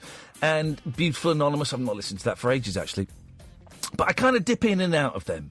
But the Clonescast is the one I listen to every episode, and as soon as a new one comes up, man, I just devour it. Matthew, one of the guys that does it, is going to come on and have a chat to us after midnight, which is thrilling and is wonderful and is exciting, and I love their podcast. And I've booked a week off in March. Rented a cottage in Wales, me and a couple of friends, going to take PlayStation, going to take retro games, going to take a mandolin, and maybe even take the dog. And I plan to watch just a load of Bruce-ploitation movies. That's the plan. That's what I want to do. But Matthew's going to come after midnight, and is always a thrill. Let's go to Jim. Good evening, Jim. Evening. How are you, mate? I'm doing very well, Jim. How are you doing, fella? I'm fine. Can I say, sorry, this is...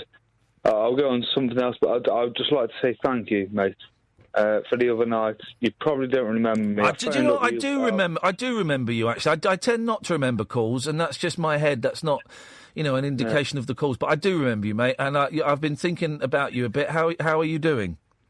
Well, not drinking. So that's good. Really? Not been drinking as much. Yeah, I've not been drinking 20 cans a night. Okay, good. So that's always a good thing. Good. But yeah, I've not been as just depressed as I was. And, would you? How do you want this call to go, Jim? Do you want me to speak honestly, or shall we do a nice, polite call? Honestly, and then I want to get to something that I want to tell you about. You sound pissed. In all fairness, Ian, I'm stoned. Okay, all right, okay. Well, okay. Yeah, I'm not pissed. I am. Well, in that case, stoned. I apologise for getting it wrong. I'm glad you're in more upbeat spirits, but I worry about you, man. I worry about you. Oh, thank you. I am in better places. Better places? Well, mentally better places. All right, I will take your word for that, Jim, and I'm very, very pleased to hear it. But anyway, I caught you earlier on. You were playing some prog rock. I was playing the Monkees, but yeah, it was a little bit proggy, yeah. It was Hocus Pocus by Focus. Hocus Pocus by Focus. There's a track and there's an artist. Isn't it fun to say Hocus Pocus by Focus? Focus. No, hang on. A little bit of joy into it. Yep. And it is probably the greatest prog rock song ever. Yeah. Well, I would disagree. I would have to say it's side one of Close to the Edge by Yes, but let's not fall out over that. Well, I've not heard. Hold on. Let me go on YouTube. Well, hang on. Don't play it now because it's 19 minutes long. 19 minutes long? Yes, mate. Proper prog. Well, I might have to roll up another joint then beforehand. Oh, mate, just be careful. You're replacing one thing with something else, and oh man, Yeah. Yeah. Sorry, I have an addictive personality, so it's bad, and I do admit. Okay. Well, no, I just worry about you, man, and Thank you. But when was the last time you were straight? What sober? Yeah. When was the last time that you had a completely clear head, free from booze and free from drugs? Drugs about, apart from tonight, about 4 months ago. Right. That was the last time you were clear-headed? No, from drugs. Well, that was the last time you were stoned? Yeah, about 4 months ago. Okay. But when was the last time you were like, you were feeling everything as nature intended? About 6 months ago. Okay. Well, a lot of people are worried about you, man. So you just hang in. Unfortunately, man, it's a hard habit to break. And yeah, I know all about that. It's difficult, man. Yeah. Don't get me wrong. I've never lost a job, never lost a family tie, never lost nothing like that. Unfortunately, this is who I am. Okay. There is an alternative. And that is? To not be drunk and not be stoned and be able to face life's challenges, head on. I'm not saying it's easy. I'm not, because I'm struggling with it. If I'm completely honest, Jim, I'm struggling at the moment with sobriety and stuff like that. But I know that I would rather be embracing life with all of its shitty bits and all of its downs and all of its ups. Without drugs and alcohol in my blood, than with drugs and alcohol in my blood, if you know what I mean. But I'm listening. I'm not judging you, man. I'm just saying, you're just flagging up that there is an alternative if you ever wanted it. Oh yeah. When I say I've like tonight, I've had 4 cans. Okay. And last night I probably had 6 cans. The night before, on Friday and Saturday nights I probably have about 20 cans, but weekdays I have about 4 or 5 cans. Okay. That isn't normal behaviour, whatever normal behaviour means. It's not, unfortunately. But I know you're struggling, and I know you're in a lot of pain. I know that because you told us. Yeah, it hurts, man. Yeah, I know it does, brother. Anyway, so I'm glad. Anyway, listen, I'm glad you've called in, man. What did you want to talk about? 'Cause I don't want to turn this into a lecture. Hocus Pocus by Focus, because I think it's a steady. You nearly did it. Almost. Nearly did it. Hasn't Hocus Pocus by Focus? Hasn't it got the best? Is this the? I think this is the song that's got really good intro. Hang on a second. I think it's. And it's the best song with yodeling and ever. Here we go. This is Hocus Pocus. Oh. Hang on.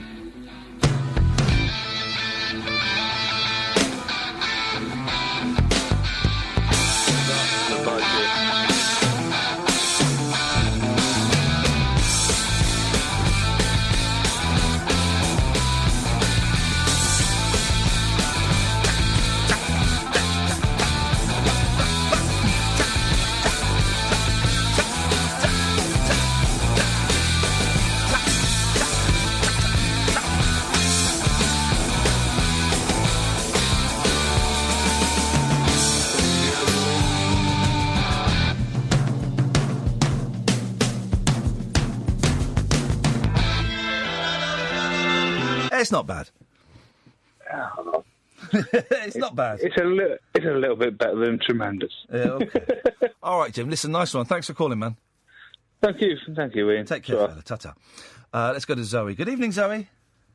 Hi, you all right? Hey, yeah, I'm fine, Zoe. How are you doing? Oh, I got so much respect that you let people like that have a voice. There's so many people out there like that. Yeah. And for them to be able to speak openly like that is lovely, you know? Yeah, well, you know, Jim's a soul. We're all these souls travelling through this existence, and we're all lost and confused and scared and lonely, and some people are better at hiding it than others. Yeah. What have you called in for, Zoe? I just called in to say hello, and I'm having a weekend away. And it's lovely. A weekend away. Now, of course, Yeah. as soon as someone says that, one immediately jumps to the wrong conclusion and thinks you're having a dirty weekend away. Oh, no. None of that? No, just with friends. Lovely. Oh, that's nice. I wonder why it's called a dirty weekend. You know, I don't think people have dirty weekends anymore, do they? I don't think they do. I think everyone's quite boring and quite staid. So where have you gone then, Zoe? From Wales to Grimsby. Oh, I don't know Grimsby very well. I bet it's cold. Yes, it's a touch or two under the degree. Flipping heck, mate. Oh. That is gonna... I don't know if I can handle that. I don't know if I can handle that. And you're there... Have you just got there today? Yeah, 4 hours, 5 hours driving. Okay. And you're there for the weekend. What have you got planned, Zoe? Drinking.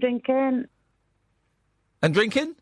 And drinking. There we go, you see. That sounds like an absolute wonderful weekend. Well, I wish you the very best of luck with your drinking. And what was the third thing? Drinking, yes. Drinking. Yes. I wish you the very best of luck with it. Have a good weekend. Thank you. Thank you, Zoe. You too. There we go. Look at that. Everyone's having a party. Good evening, Mark. Hello, Ian. Hello, Mark. What you got for us? Can I do a Friday, please? Yeah. Do you want to do it against me, or you just want to go solo? I'm going to... Against? Is that okay? Yeah, of course it is. Okay. Catherine, you're going to come on that microphone in there, please, and you're going to do Ready, Steady, Go. And the Pradeep will start on the Ready, Steady, Go Pradeep. That's when it starts, okay? I'm on the top of the bus as well, so everyone's going to hear me. You've got to do it nice and loud, Mark, otherwise it doesn't count. If you don't do it nice and loud, you're a pussy. That's fine. Are you ready? Here we go. Ready, steady, go. Pradeep.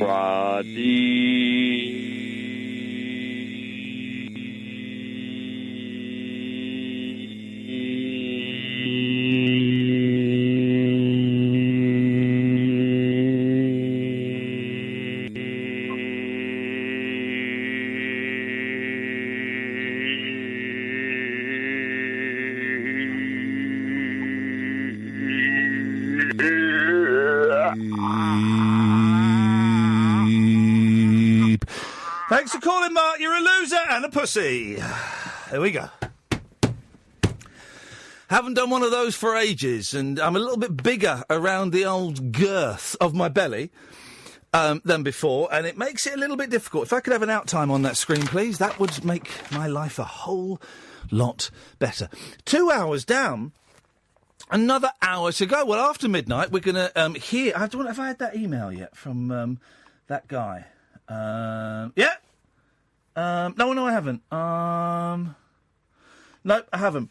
So if that guy wants to send me his EVP, that would be awesome, and we'll speak to him.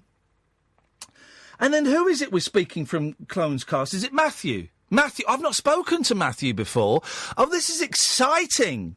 This is genuinely exciting. I feel like a proper fanboy. I've spoken... Michael was the... Whoa! And a special guest. Whoa! Gosh, well, who knows what's going to happen? My head's gone all a-flutter with the potential of who it might be. Guys, this could be a very, very exciting, I'm going to be honest, niche, but geeky moment. Catherine is punching the air. Maybe it's a fella who can... pull a lawnmower with his ball sack. We just don't know. We'll find out in a bit. 0344 Female. It's not Cynthia Rothrock, is it? That would be awesome. This is the Late Night Alternative on Talk Radio. The Late Night Alternative with Iain Lee on Talk Radio. We have ways of making you talk.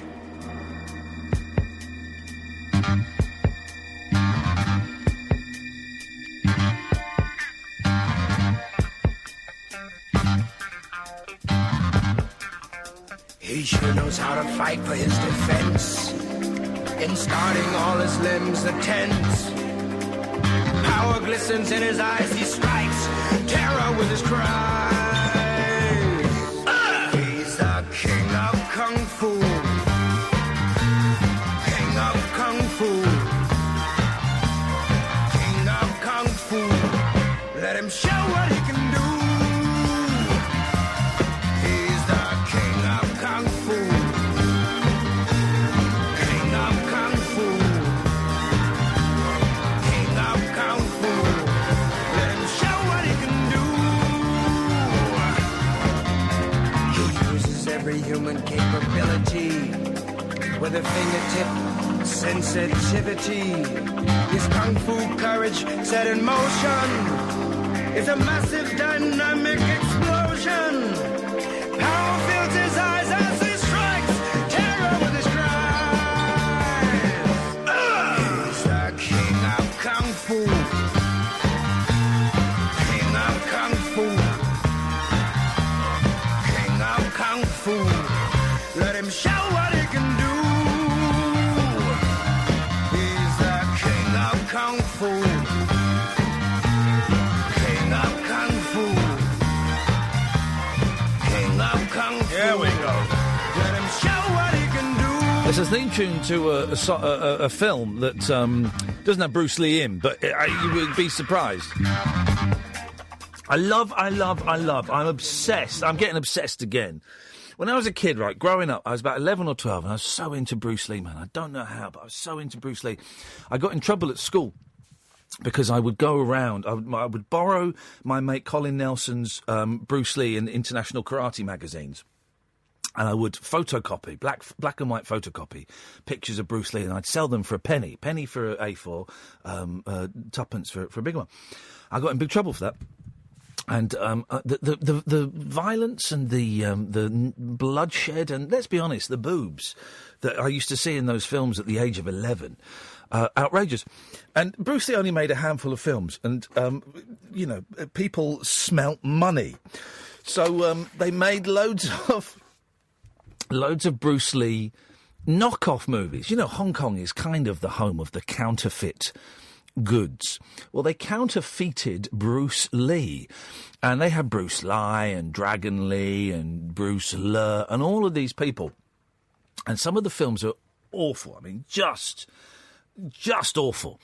And some of them are actually really, really good films. And all of them, most of them, have this this kind of charm about them.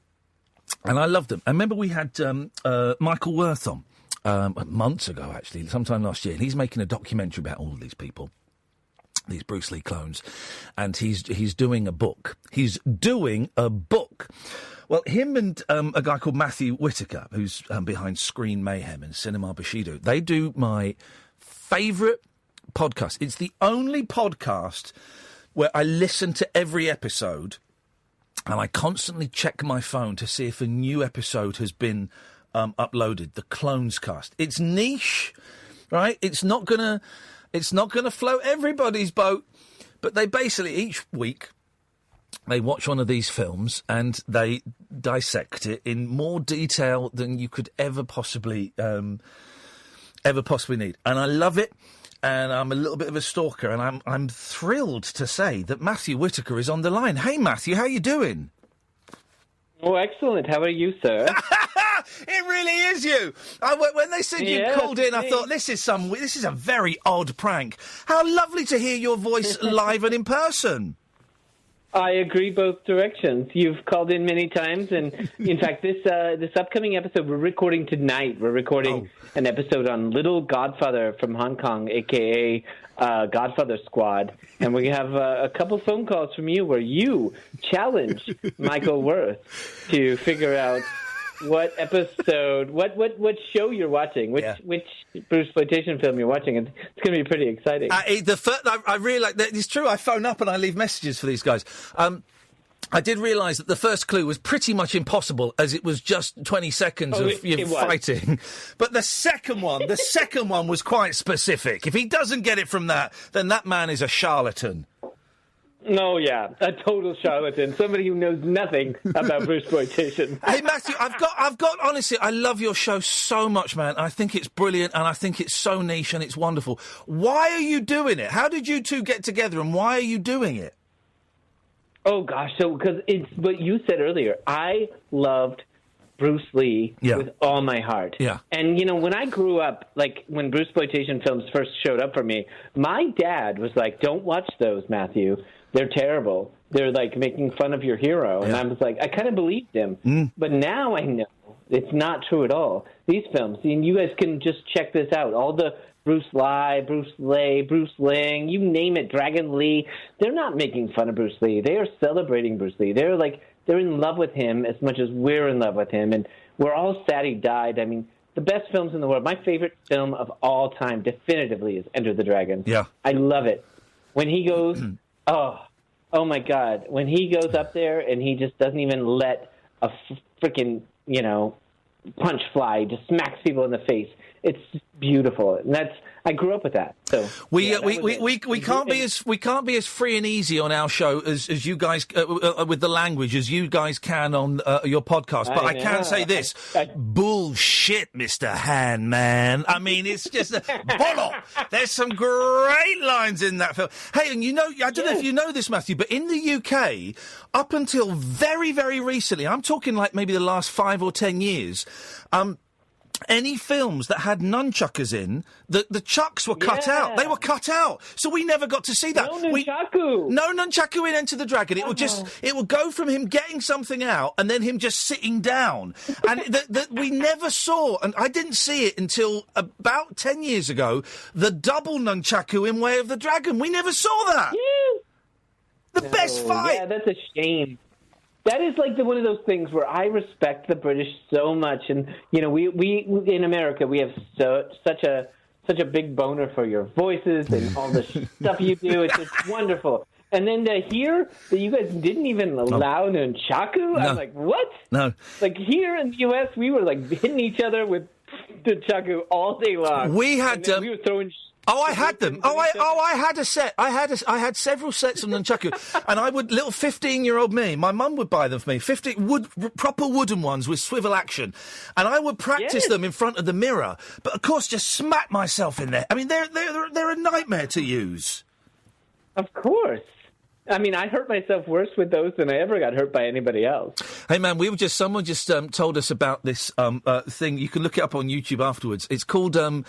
I can't remember what it's called. Steel egg kung fu, and basically it's men hitting themselves in the penis and the testicles with bricks and with logs. Oh yeah, just to toughen up their downstairs department. Okay, so I've seen that in, like, fringe porn things, like men who like to get their balls stomped on and stuff. Yeah. I don't get it. Like, how is that ever going to be, like, no, thank you. Matthew's been a very bad boy. I want massage. I want you to treat my balls like Rocky Balboa after the big fight. Massage them, make them feel nice. Adrian! I honestly, I love your show so much, and I have to admit, when a couple of episodes back, and you ended it with just a couple of minutes of Bruce Lee talking as he is now. Oh, man, I was driving, Matthew. I had to pull over. I had tears in my eyes. Genuinely, it was a beautiful moment. Oh, yeah, that really happened. So Michael, he went, he went over. He got to train with him. He does chiropractic and he does, like, massage work. But, he also sparred with Michael. So, I mean, they had the full... like, everything you could want from that kind of, get together. It was badass. Here's the thing about Michael is he goes off and he meets all these cool people and he makes movies. Mm-hmm. And here's the thing that really annoys me. He's so damn good looking. It's just, I just can't pin anything on that guy. He's Mr. Perfect. No. He's perfect. He's perfect. You know, and it's one of those things. If you look back when he was doing, his early movies, he was the beautiful young kid, and he grew into, like, at this point, he looks insanely good. He's, like, perfectly fit. He's still a martial artist, and now he's, like, he's doing all these badass movies. He just did it's called, I think, Appleseed. It was his road trip movie with Rance Howard, who just passed away. They finished the film.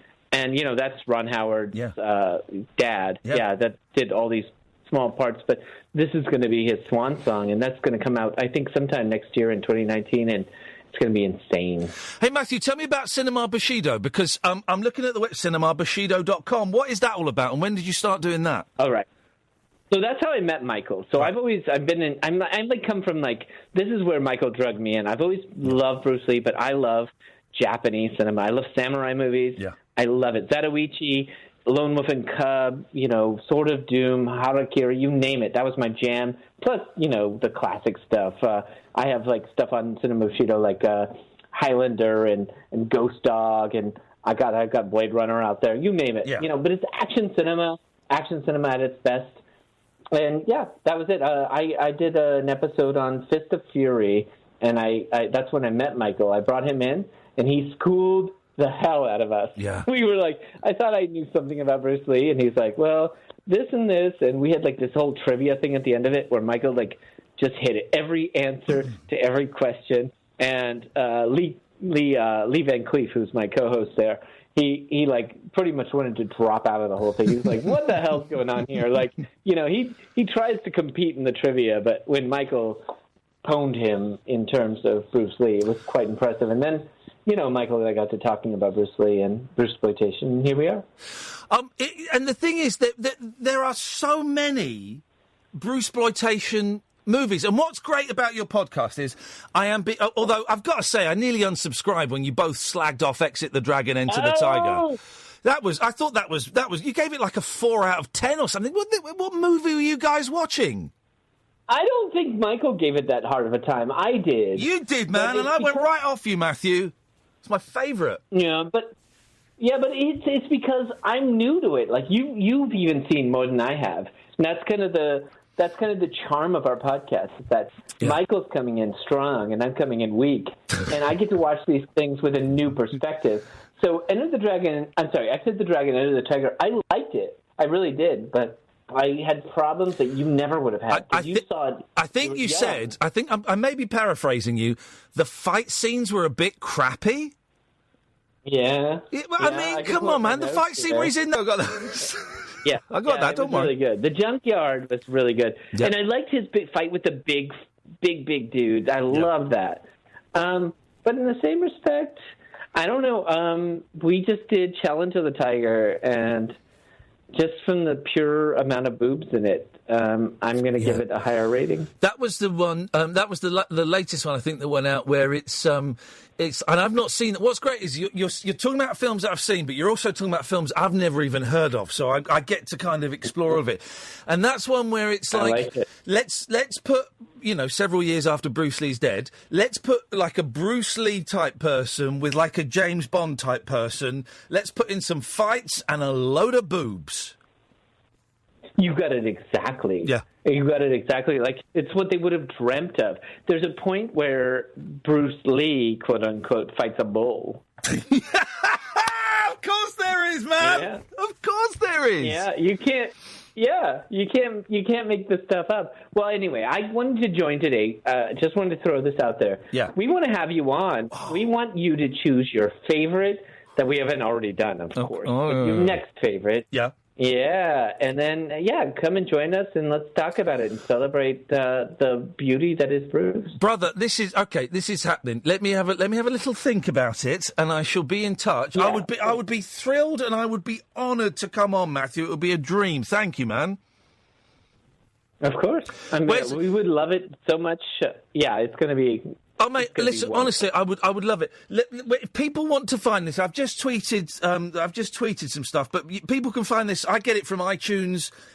Where are the other places that people can find the Clonescast? Well, there are two number one places, theclonescast.com and screenmayhem.com. Go to one or the other, and you'll find us. You'll find our Twitters and our Facebooks, whatever. But yeah, not hard to find. And then if you love Bruce, you're going to love what we're doing. Yeah!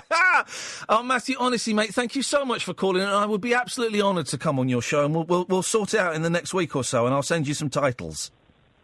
Wonderful. 100% my pleasure. And yes, I cannot wait to have you on. It's going to be a new season for us on the Clonescast, where we have our favorite people on, and you are our favorite person. Oh, so bless you, brother. We'll start with you. Matthew, thank you so much, mate. We'll speak soon. Oh, thank you. Have a good day. Take care. Honestly. I'm fanboying out here. I'm absolutely fanboying out. It's so much fun, their podcast. It's so much fun. And some of these films are great. You know, they're great works of art. And some of them are ridiculous. I mean, Bruce Lee fighter. One of the best ones is, I can't remember what it's called. I think it's Bruce Lee Fights Back from Beyond the Grave, where Bruce Lee goes to hell, right? He fights Dracula, the Man with No Name from the spaghetti westerns, Popeye, and Zaptuichi, the blind swordsman. I mean, just imagine such a thing. 0344 499 1000. I've been told that after this advert, we're going to have a special guest. I have no idea who it is, but I'm very, very excited.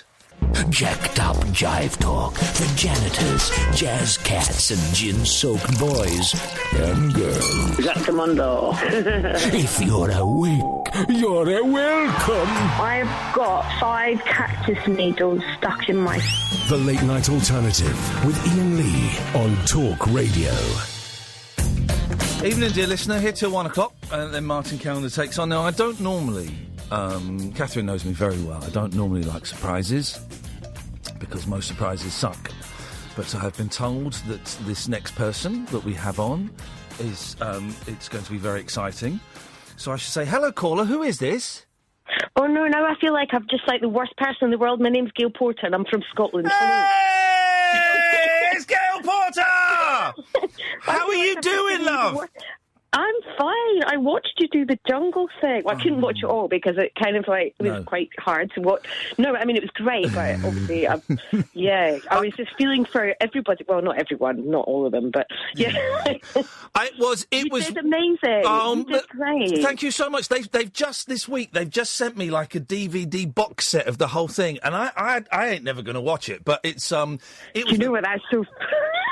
I always think that. It's like when you do a show and they go, oh, we're going to send you a box set. You think, why? Yeah. I lived it. Yeah, I want to see you people again. I smelt it. I had to put up with those people, and I don't want... I've watched a couple of little bits back online. I've watched the trials, but I don't want to watch the soap opera part. I don't need to see that. Yeah, no, I'm totally with you. I mean, I didn't do anything as cool as you. I did Big Brother, and then when I was leaving, everyone was like, we'll all stay in touch. I went, never. Oh, never. God. I don't want to DVD. Yeah. I don't want to see anything like this ever again, ever. I don't even want to see a house that I'm on lockdown. I don't ever want to clean your... They were doing that from the first day we were in. They go, right, when we get out, we're all going to go and meet. We're going to meet for a meal, and then we're going to go out clubbing. And I'm there going, yeah, of course, and that'll be great. Thinking, well, of course we're not. I've done jobs before. I know what it's like. It's very intense for a few weeks, and then you swap numbers and you leave and you never speak again. Well, it's like, I mean, I don't know how old you are, but I mean, we're kind of at the same sort of era. Old, yes, old. I'm older than you. I'm going to be 47 in a couple of weeks. Hey, flipping heck, man. Oh, yeah, I know, I'm getting on. But when I came out Big Brother, I was like, let's all swap numbers. And I went, no. And they went, oh, you're so funny. And I went, no, genuinely, I've been doing this for a long time. I don't want to be friends. Did you actually say no to them? Yes. God. I was not interested. I was just like, you know what? I got sucked into a WhatsApp group, which I left the moment we all left Australia. I was the first one to leave the WhatsApp group. Yeah, but the thing is, I suppose because you're literally like, but it's sunny and weird, and you've all probably got sunstroke and you're starving. Yeah. So whereas it was like American versus Britain when I was in Big Brother, and we were all locked in a house with, just people shouting a lot. So when did you do Big Brother, and who were you in with? I was in about 3 years ago, and it was Janice Dickinson. Oh no! Oh God, that year was mental. Farah from America. Yeah. Jenna Jameson, the porn star. Yeah. Oh, that year was properly in... Davro. Bobby Davro. No, I'm definitely sleepwalking. I was like, no, you've actually just sat in my bed. Could you just get out of my bed? Oh, dirty Davro. No, I'm sure he was sleepwalking, but it was all a bit creepy and weird. How? Because I've got a frog in my throat. People have said to me, "Would you do Big Brother?" And I said, "Yeah, if the check is big enough, of course I'd do it." You know, let's be honest. There's a big part of it is I'm getting divorced, and they wrote me a big check. Yeah. I was going through a really bad time, and then they said, look, it's a bit of money. It wasn't huge amounts, but it was enough to get me out of a bit of trouble. So, I'm not going to be going, oh yeah, I really wanted to do it. I actually just did it for the cash. There's all that. They give you all that. So tell us about your journey. Let's hear about Gail's journey. The journey was, I do this, and when I leave, you give me money, and that's the journey. You know, I go to the bank and I see it. We'll pretend that we're all going to meet up, and then it's not going to happen. I've kept in touch with Shappy Corsandi, because I think she's fab, and with Jenny. Jenny nice. from Shappy's coming on next week actually, and Jenny from Fizz from Coronation Street, because she seemed really sweet as well. She seemed nice. She's adorable, but everyone else. I can't remember who else was on it. I can't remember. There was a boxer. There was Amir Khan, the boxer. There was Rebecca Vardy. There was Dennis Wise, the footballer. There was Jamie Lomas, the actor, and Boris Johnson's dad, Stanley Johnson. All right. Yes, no, I do remember that now. So it's all coming back to me because I didn't. Yeah, as I say, I didn't get to watch all of it, but I did watch bits of it, and I thought you were really good. Oh, thank you, mate. And you were very vulnerable as well, which I never thought of you, because I remember you from the days when you used to do breakfast telly, and you were kind of like, I was an arsehole. No, you weren't at all, but you had a few things to say, and that was fair enough. But it was nice to see the lovely side of you. Well, you're very kind, thank you. It's just, I don't know. I did worry that I was getting upset too much and stuff, but it was just weird. It's so surreal, and I guess it's the same in Big Brother. It's so intense, and it's so surreal, and everyone, because I went in late, everyone was on this journey, and they'd all bonded. Did you not go in at the beginning? No. Or I missed the beginning. I think I was away somewhere. I went in 5 days after everyone else, so they're all on. So that must be tricky. Yeah, they've all bonded, and they're all on a journey. And I go in, and I won a trial, so I had to separate everybody, and I had to pick people. Oh, see, that sort of thing just upset me. Like when they were going, when they give you the games that just make it all horrible. You just think, I don't want to do this. But I did it, but then everyone, I knew what would happen. I knew that some people weren't bright enough to get to realise it was a game. Yeah, to get that's the show, and so they were taking it out on me. That I'd separated them. I said, no. They told me to separate you. I was told to do that. I had no choice. That's when you get to I think you get to that sort of stage that you just go, look, this is a game, okay? Yeah. So, we're not doing it for, I'm going to be your best friend forever. Yeah. Basically, we need to eat. So I used to keep, buzzing the buzzer and the Big Brother. See, we could go in, you've got your place where you sit in the toilet or whatever you sit, like a dunny thing. Yeah. And you chat. So I used to keep buzzing the buzzer, and they were like, Gail, Big Brother would like to know what you want now. And I was like, could I get a pen, a book, an iPad, and a phone? And they were like, no, you can't get any of those things. I was like, right, could I get a game of Scrabble? And they're like, Gail, are you just asking for things because you don't want to go back in the house? I was like, pretty much, yeah. They told me I could go into the, what did they call it? The Bush Telegraph, which is like our diary room. That's what I got told off because I kept calling it a diary room, and they kept telling me off. But they said, you can come in any time you want and talk.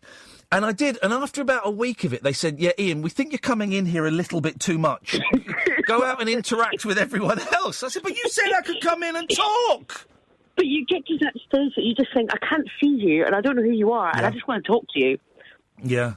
Because I don't want to, fall out with everybody, and, it's just weird. I mean, one of the people in Big Brother, I've got, for anyone that's listening, I've got no hair. I've got alopecia. So she thought I had cancer. So I pointed out what alopecia was, and we had a chat about it.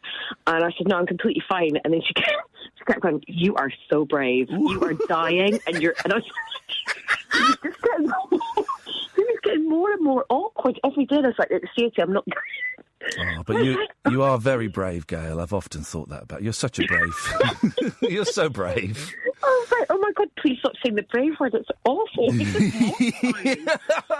I mean, they're all freak shows. These programs, you know. Let's not make, you know, they're not high arts. They are what they are. Not exactly. But they're a bit of fun.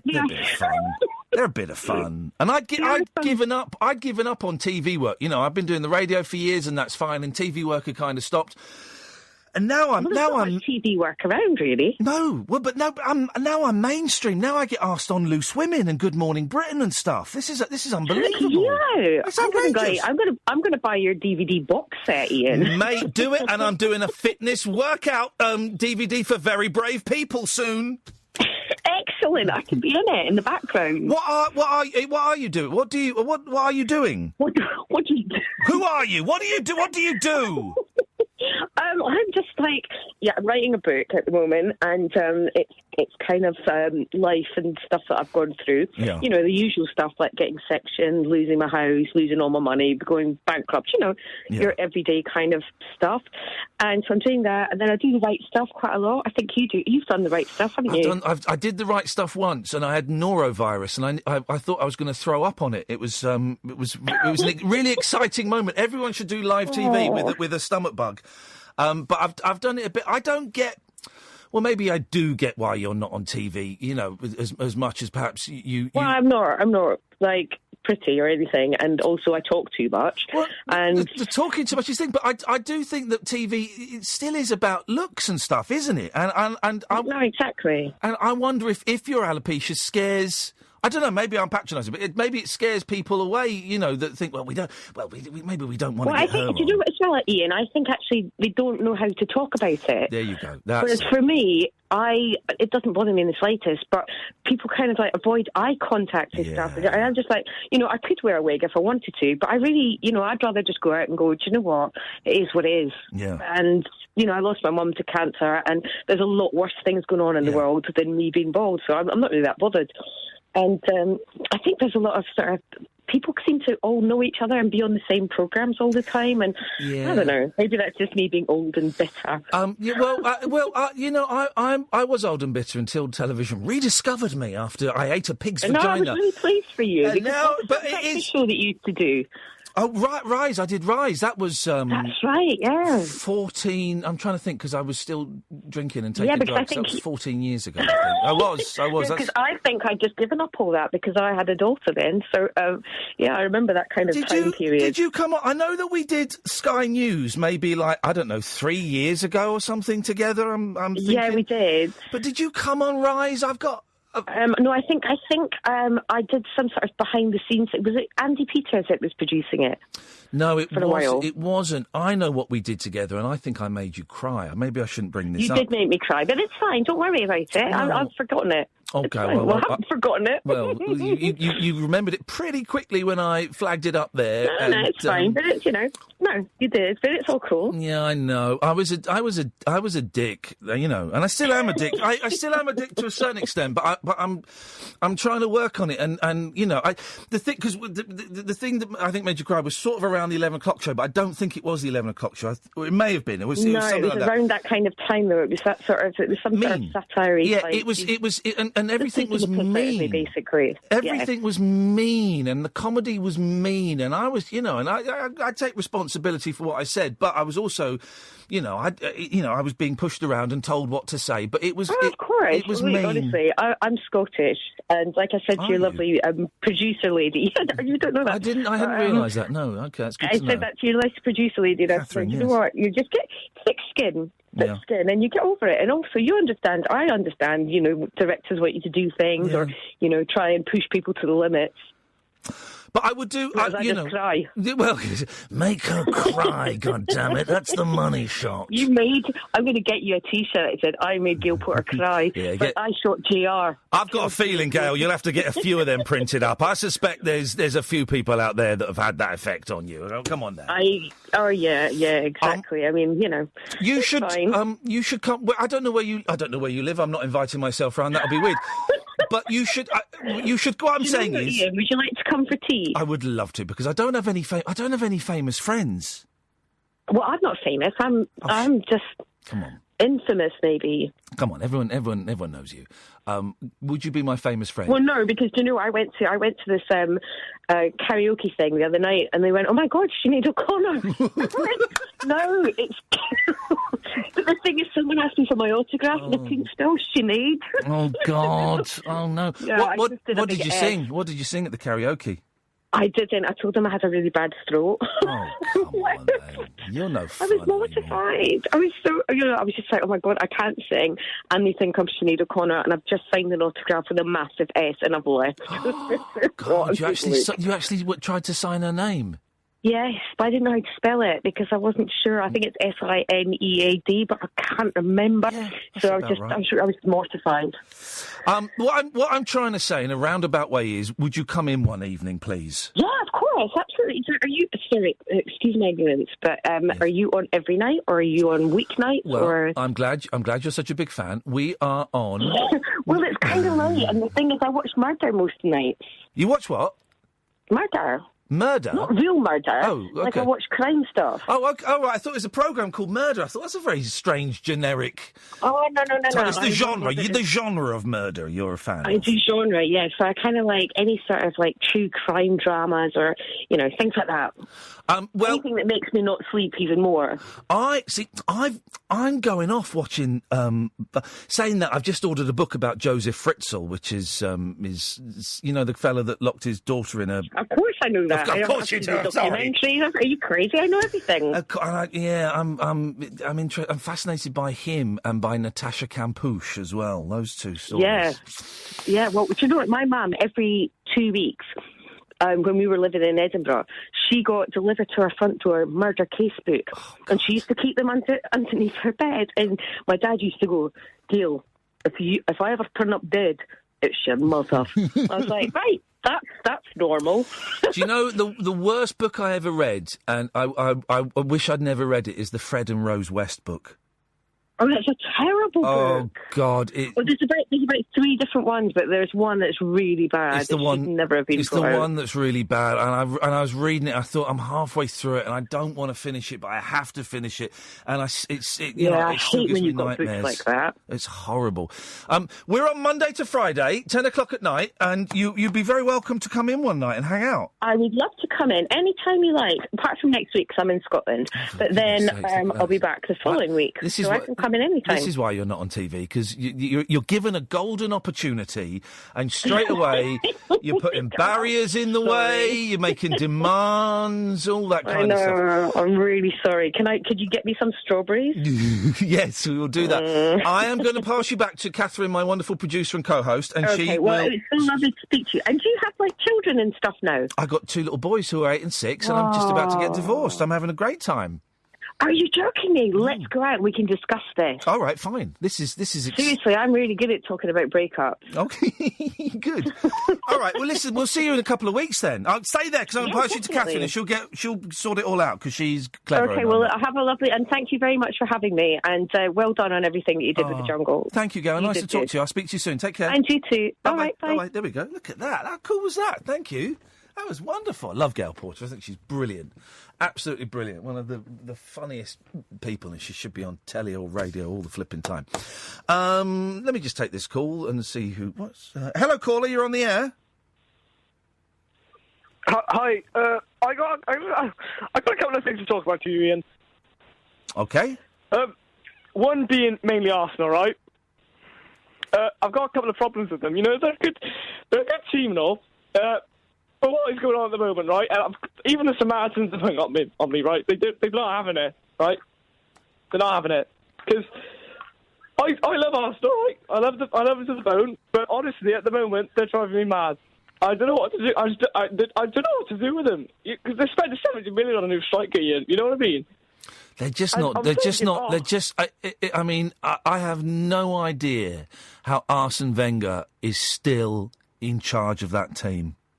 He hasn't won anything. It's just, what? Oh, no, he's not that. He's a lovely guy and all. He's a great guy. He's a great guy, caller. He's a great guy, but it really isn't working. Abramovich needs to get rid of Wenger and build the club from the bottom up.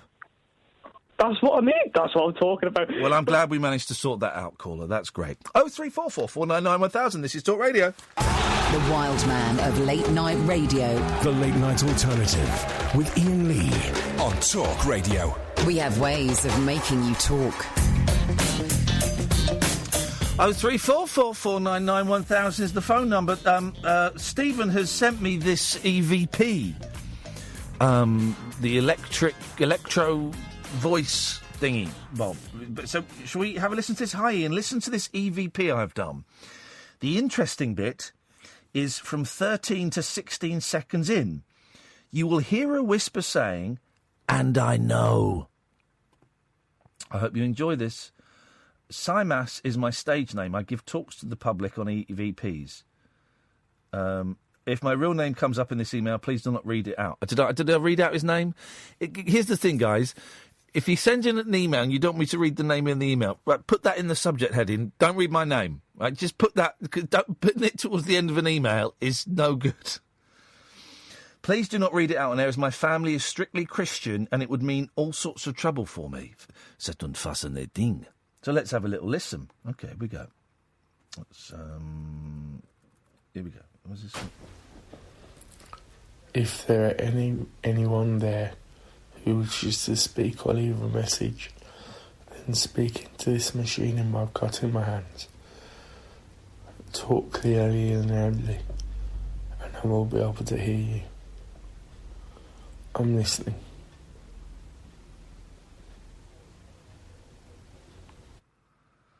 And 13 to 16 seconds, and I know. Hang on a minute. All right, let's try it again. 13 seconds, and I know. Right. If there are anyone there who wishes to speak or leave a message, then speak into this machine I've got in my hands. Talk clearly and loudly, and I will be able to hear you. I'm listening.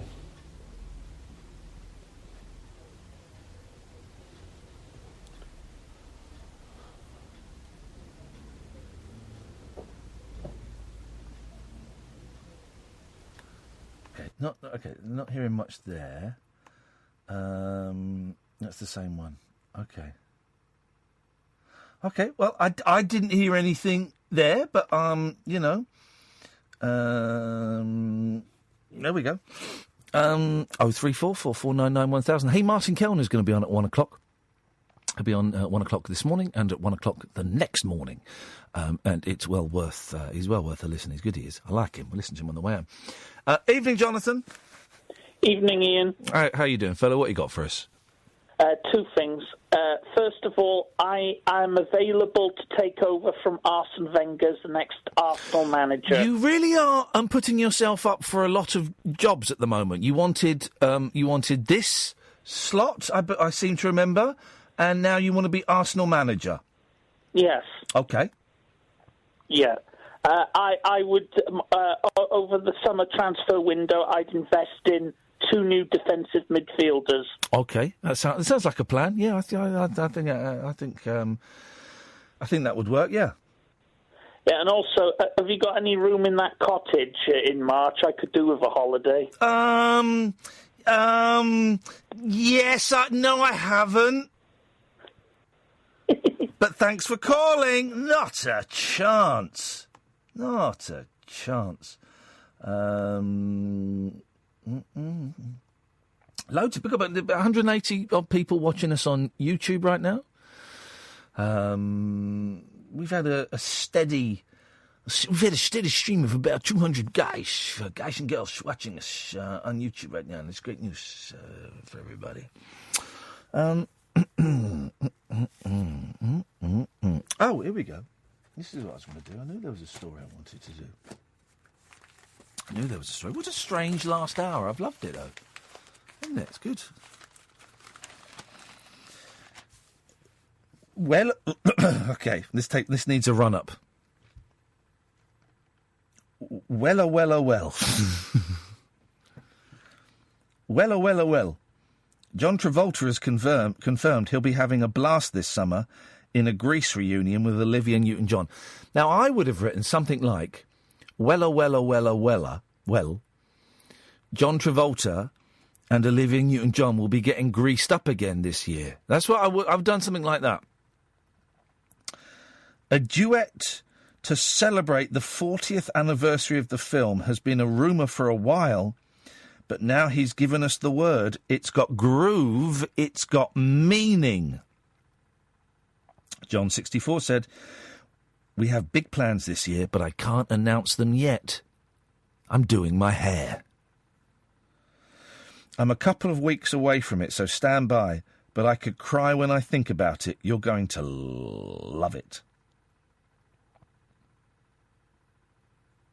Well, John and Olivia, according to the Daily Mirror, will return as high school sweethearts Danny Zuko and Sandy Olsen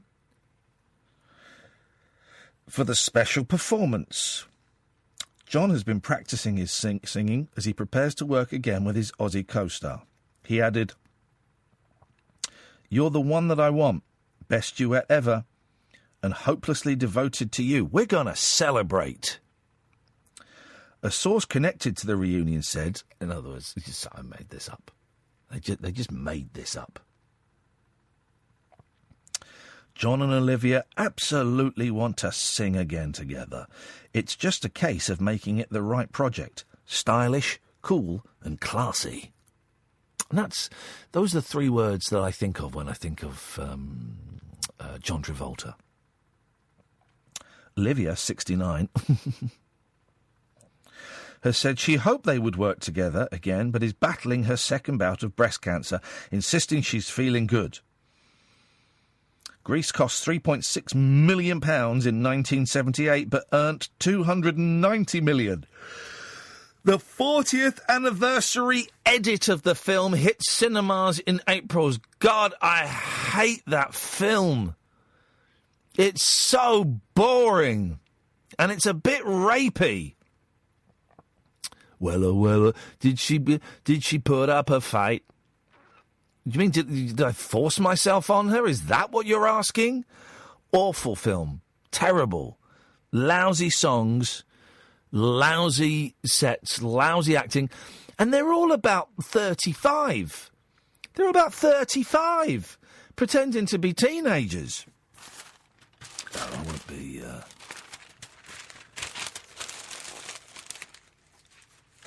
I won't be watching that. I'll be watching that.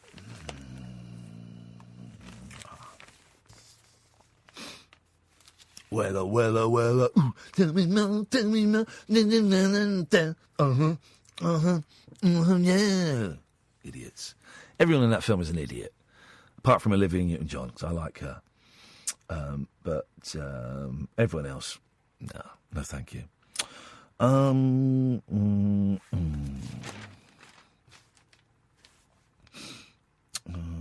that's a bit boring. What's this? There's not really a lot in the papers.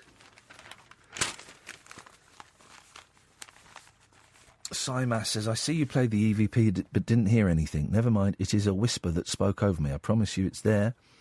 Maybe it was too low to come across the radio." Hey, listen, man, call in again. Call in again. I thought you were going to call in and we were going to talk about it. You know, just because I didn't hear it. Well, let's listen to it again. Hang on a second. So it's about 13 seconds in while he's talking. Hang on. Here we go. What's going on here? Pause this up. Hang on a minute. Hang on. Tell me more. There we go. Right. Shh. If there are anyone there who wishes to speak or leave a message, then speak into this machine I've got in my hands. Talk clearly and loudly, and I will be able to hear you. Can't hear you. Who's there and where? You need to type their... if you can type their names in, that would be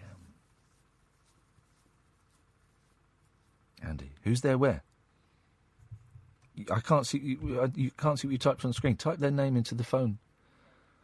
Okay. Well, I can't see what you've typed on the screen, so I don't know who is. I don't know who's where. Can Catherine is going to come into the studio. And, Simas on 13, he won't let me type anything in. well, he won't. Oh, it won't. Hey, hang on a minute. Something's gone wrong here. Hey, Simas. Hello there, Ian. Hey, man, how you doing? Sorry about the poor recording on the EVP. Hey, listen, I've played it a few times, and I must admit, I can't hear anything. But that doesn't mean that there's nothing there. Yeah, it was only a whisper. If I get anything clearer, I'll send it to you. Yeah, do, man. So how long have you been doing this for?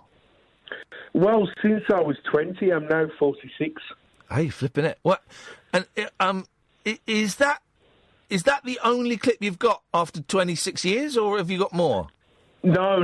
I first started when I was 20. Right. But then took a break for 20 years, and I've only just started to get it back into it again. Okay. And what's kind of got you interested in it again?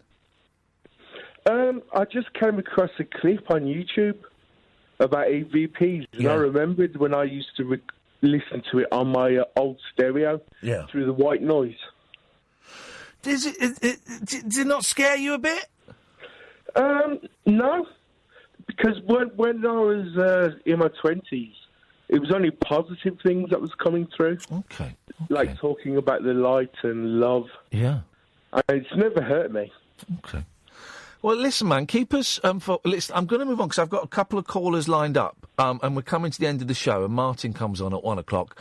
But, listen, you can call in any time you want to talk about this or any of that kind of sort of fringy stuff. This is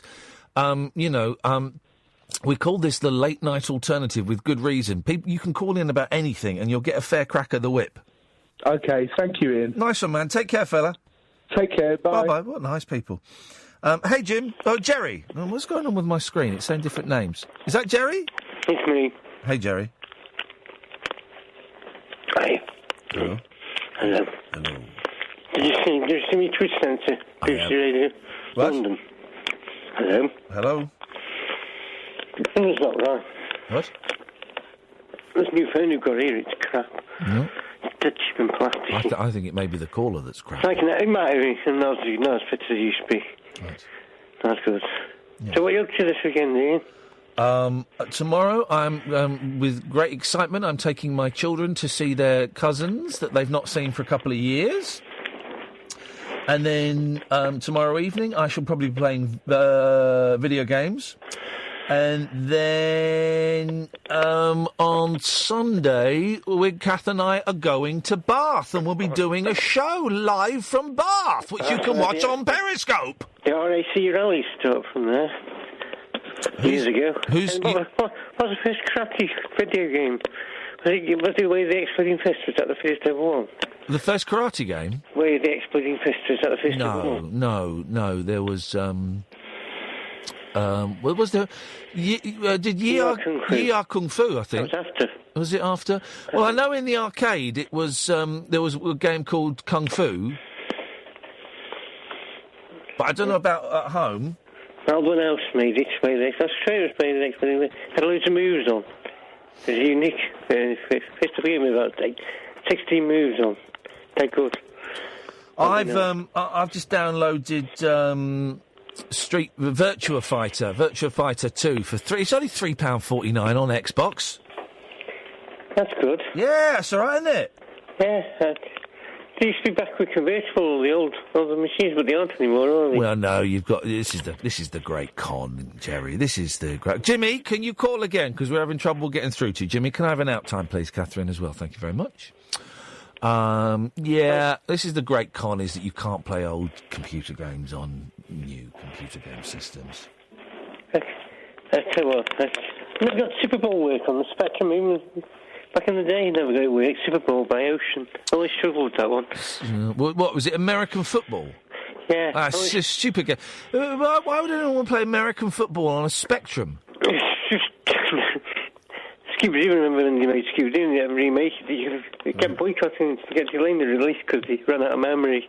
Scooby-Doo. It was nothing like the original. Scooby-Doo was all right, I thought. I remember seeing it in a magazine and the graphics looked good. It's a good game, but nothing like the original one. And it's expecting miracles out of the Spectrum. Yeah. Never happened. Anyway, Ian, have a nice weekend doing Cass. Stick it up your bum. Up your bum. There we go. Thank you very much indeed. That's that.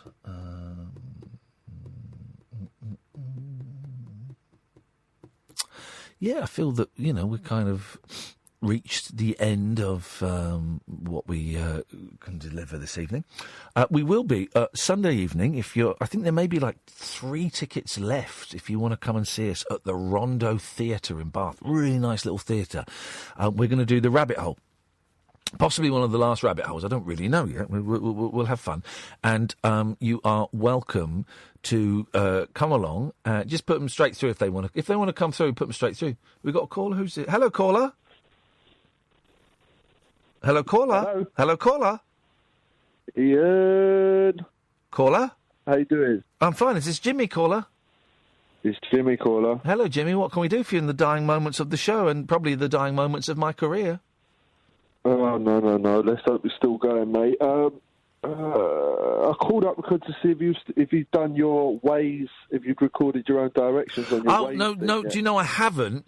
I've downloaded Waze and I find it this is one of those map apps, or as I call it, maps. And it is the most annoying app. It's always It's always like I turn it on and then I can't turn it off, and so it's always going. But we're going tomorrow. In the background. It's always on in the background, so it's like a blue line at the top. Yeah, it's annoying. That's annoying. I don't want that. But you know how to shut it off, though, don't you? Well, how do I turn it off? Well, like when you double click on the home button and you just push the screen up, it goes away and it completely shuts the app. I was unaware of that. Yeah. But anyway, tomorrow I'm driving to my sister's and I will be using an app, and if we've got time, I'll get the boys to record the directions on it tomorrow morning. Yeah, it's hilarious, man. Have you played a game called Cobra Triangle on the NES? No. And what a question to ask me with literally 60 seconds to go. Jimmy, I've got to go. Give us a call on Monday. Oh, take it easy, mate. Cheers, Fen. Ta-ta. Hey, Martin Kellner. Hello. It's been one of them shows tonight. Has it? Yeah. In a good way. Good, well, that's great. That's fantastic. In a good way. Yeah, we'll try and keep the audience. Well, I don't know if we've got an audience, but we've had, there's a couple of hundred listening, which I'm more than happy with. That's brilliant. What have you got on your show from 1 o'clock tonight? Well, my new and very, very popular spot with me anyway, Not Dead Yet. Oh, yeah. This is where we pay tribute to people who haven't died. Oh, this is good, this. I call it premature acclamation. Premature acclamation. Yep, so Mel Brooks is the guy we're honouring tonight because he's not dead, and I think that's fantastic news. Look, we've got 40 seconds. We were sort of doing that on this show because in 2016 when everyone died, and after someone died, everyone would go, "Oh, we loved him so much; it was so brilliant." So we made a thing of getting people like Tommy Cannon and Eddie Large on, and all these people, and getting them on and saying, "Do you know what? We think you're brilliant, and we're going to tell you before you die." Is that weird? That must have really cheered him up. Well, we did. We phrased it in a slightly more intimations of mortality for these poor Anyway, people. listen, Martin is on tonight and tomorrow night at 1 o'clock, dear listener. 03444991000. Catherine and I shall be back. Well, we'll be on at Sunday night if you want to listen to The Rabbit Hole. We'll also be back on Monday at 10. Till then, from us, ta-ta!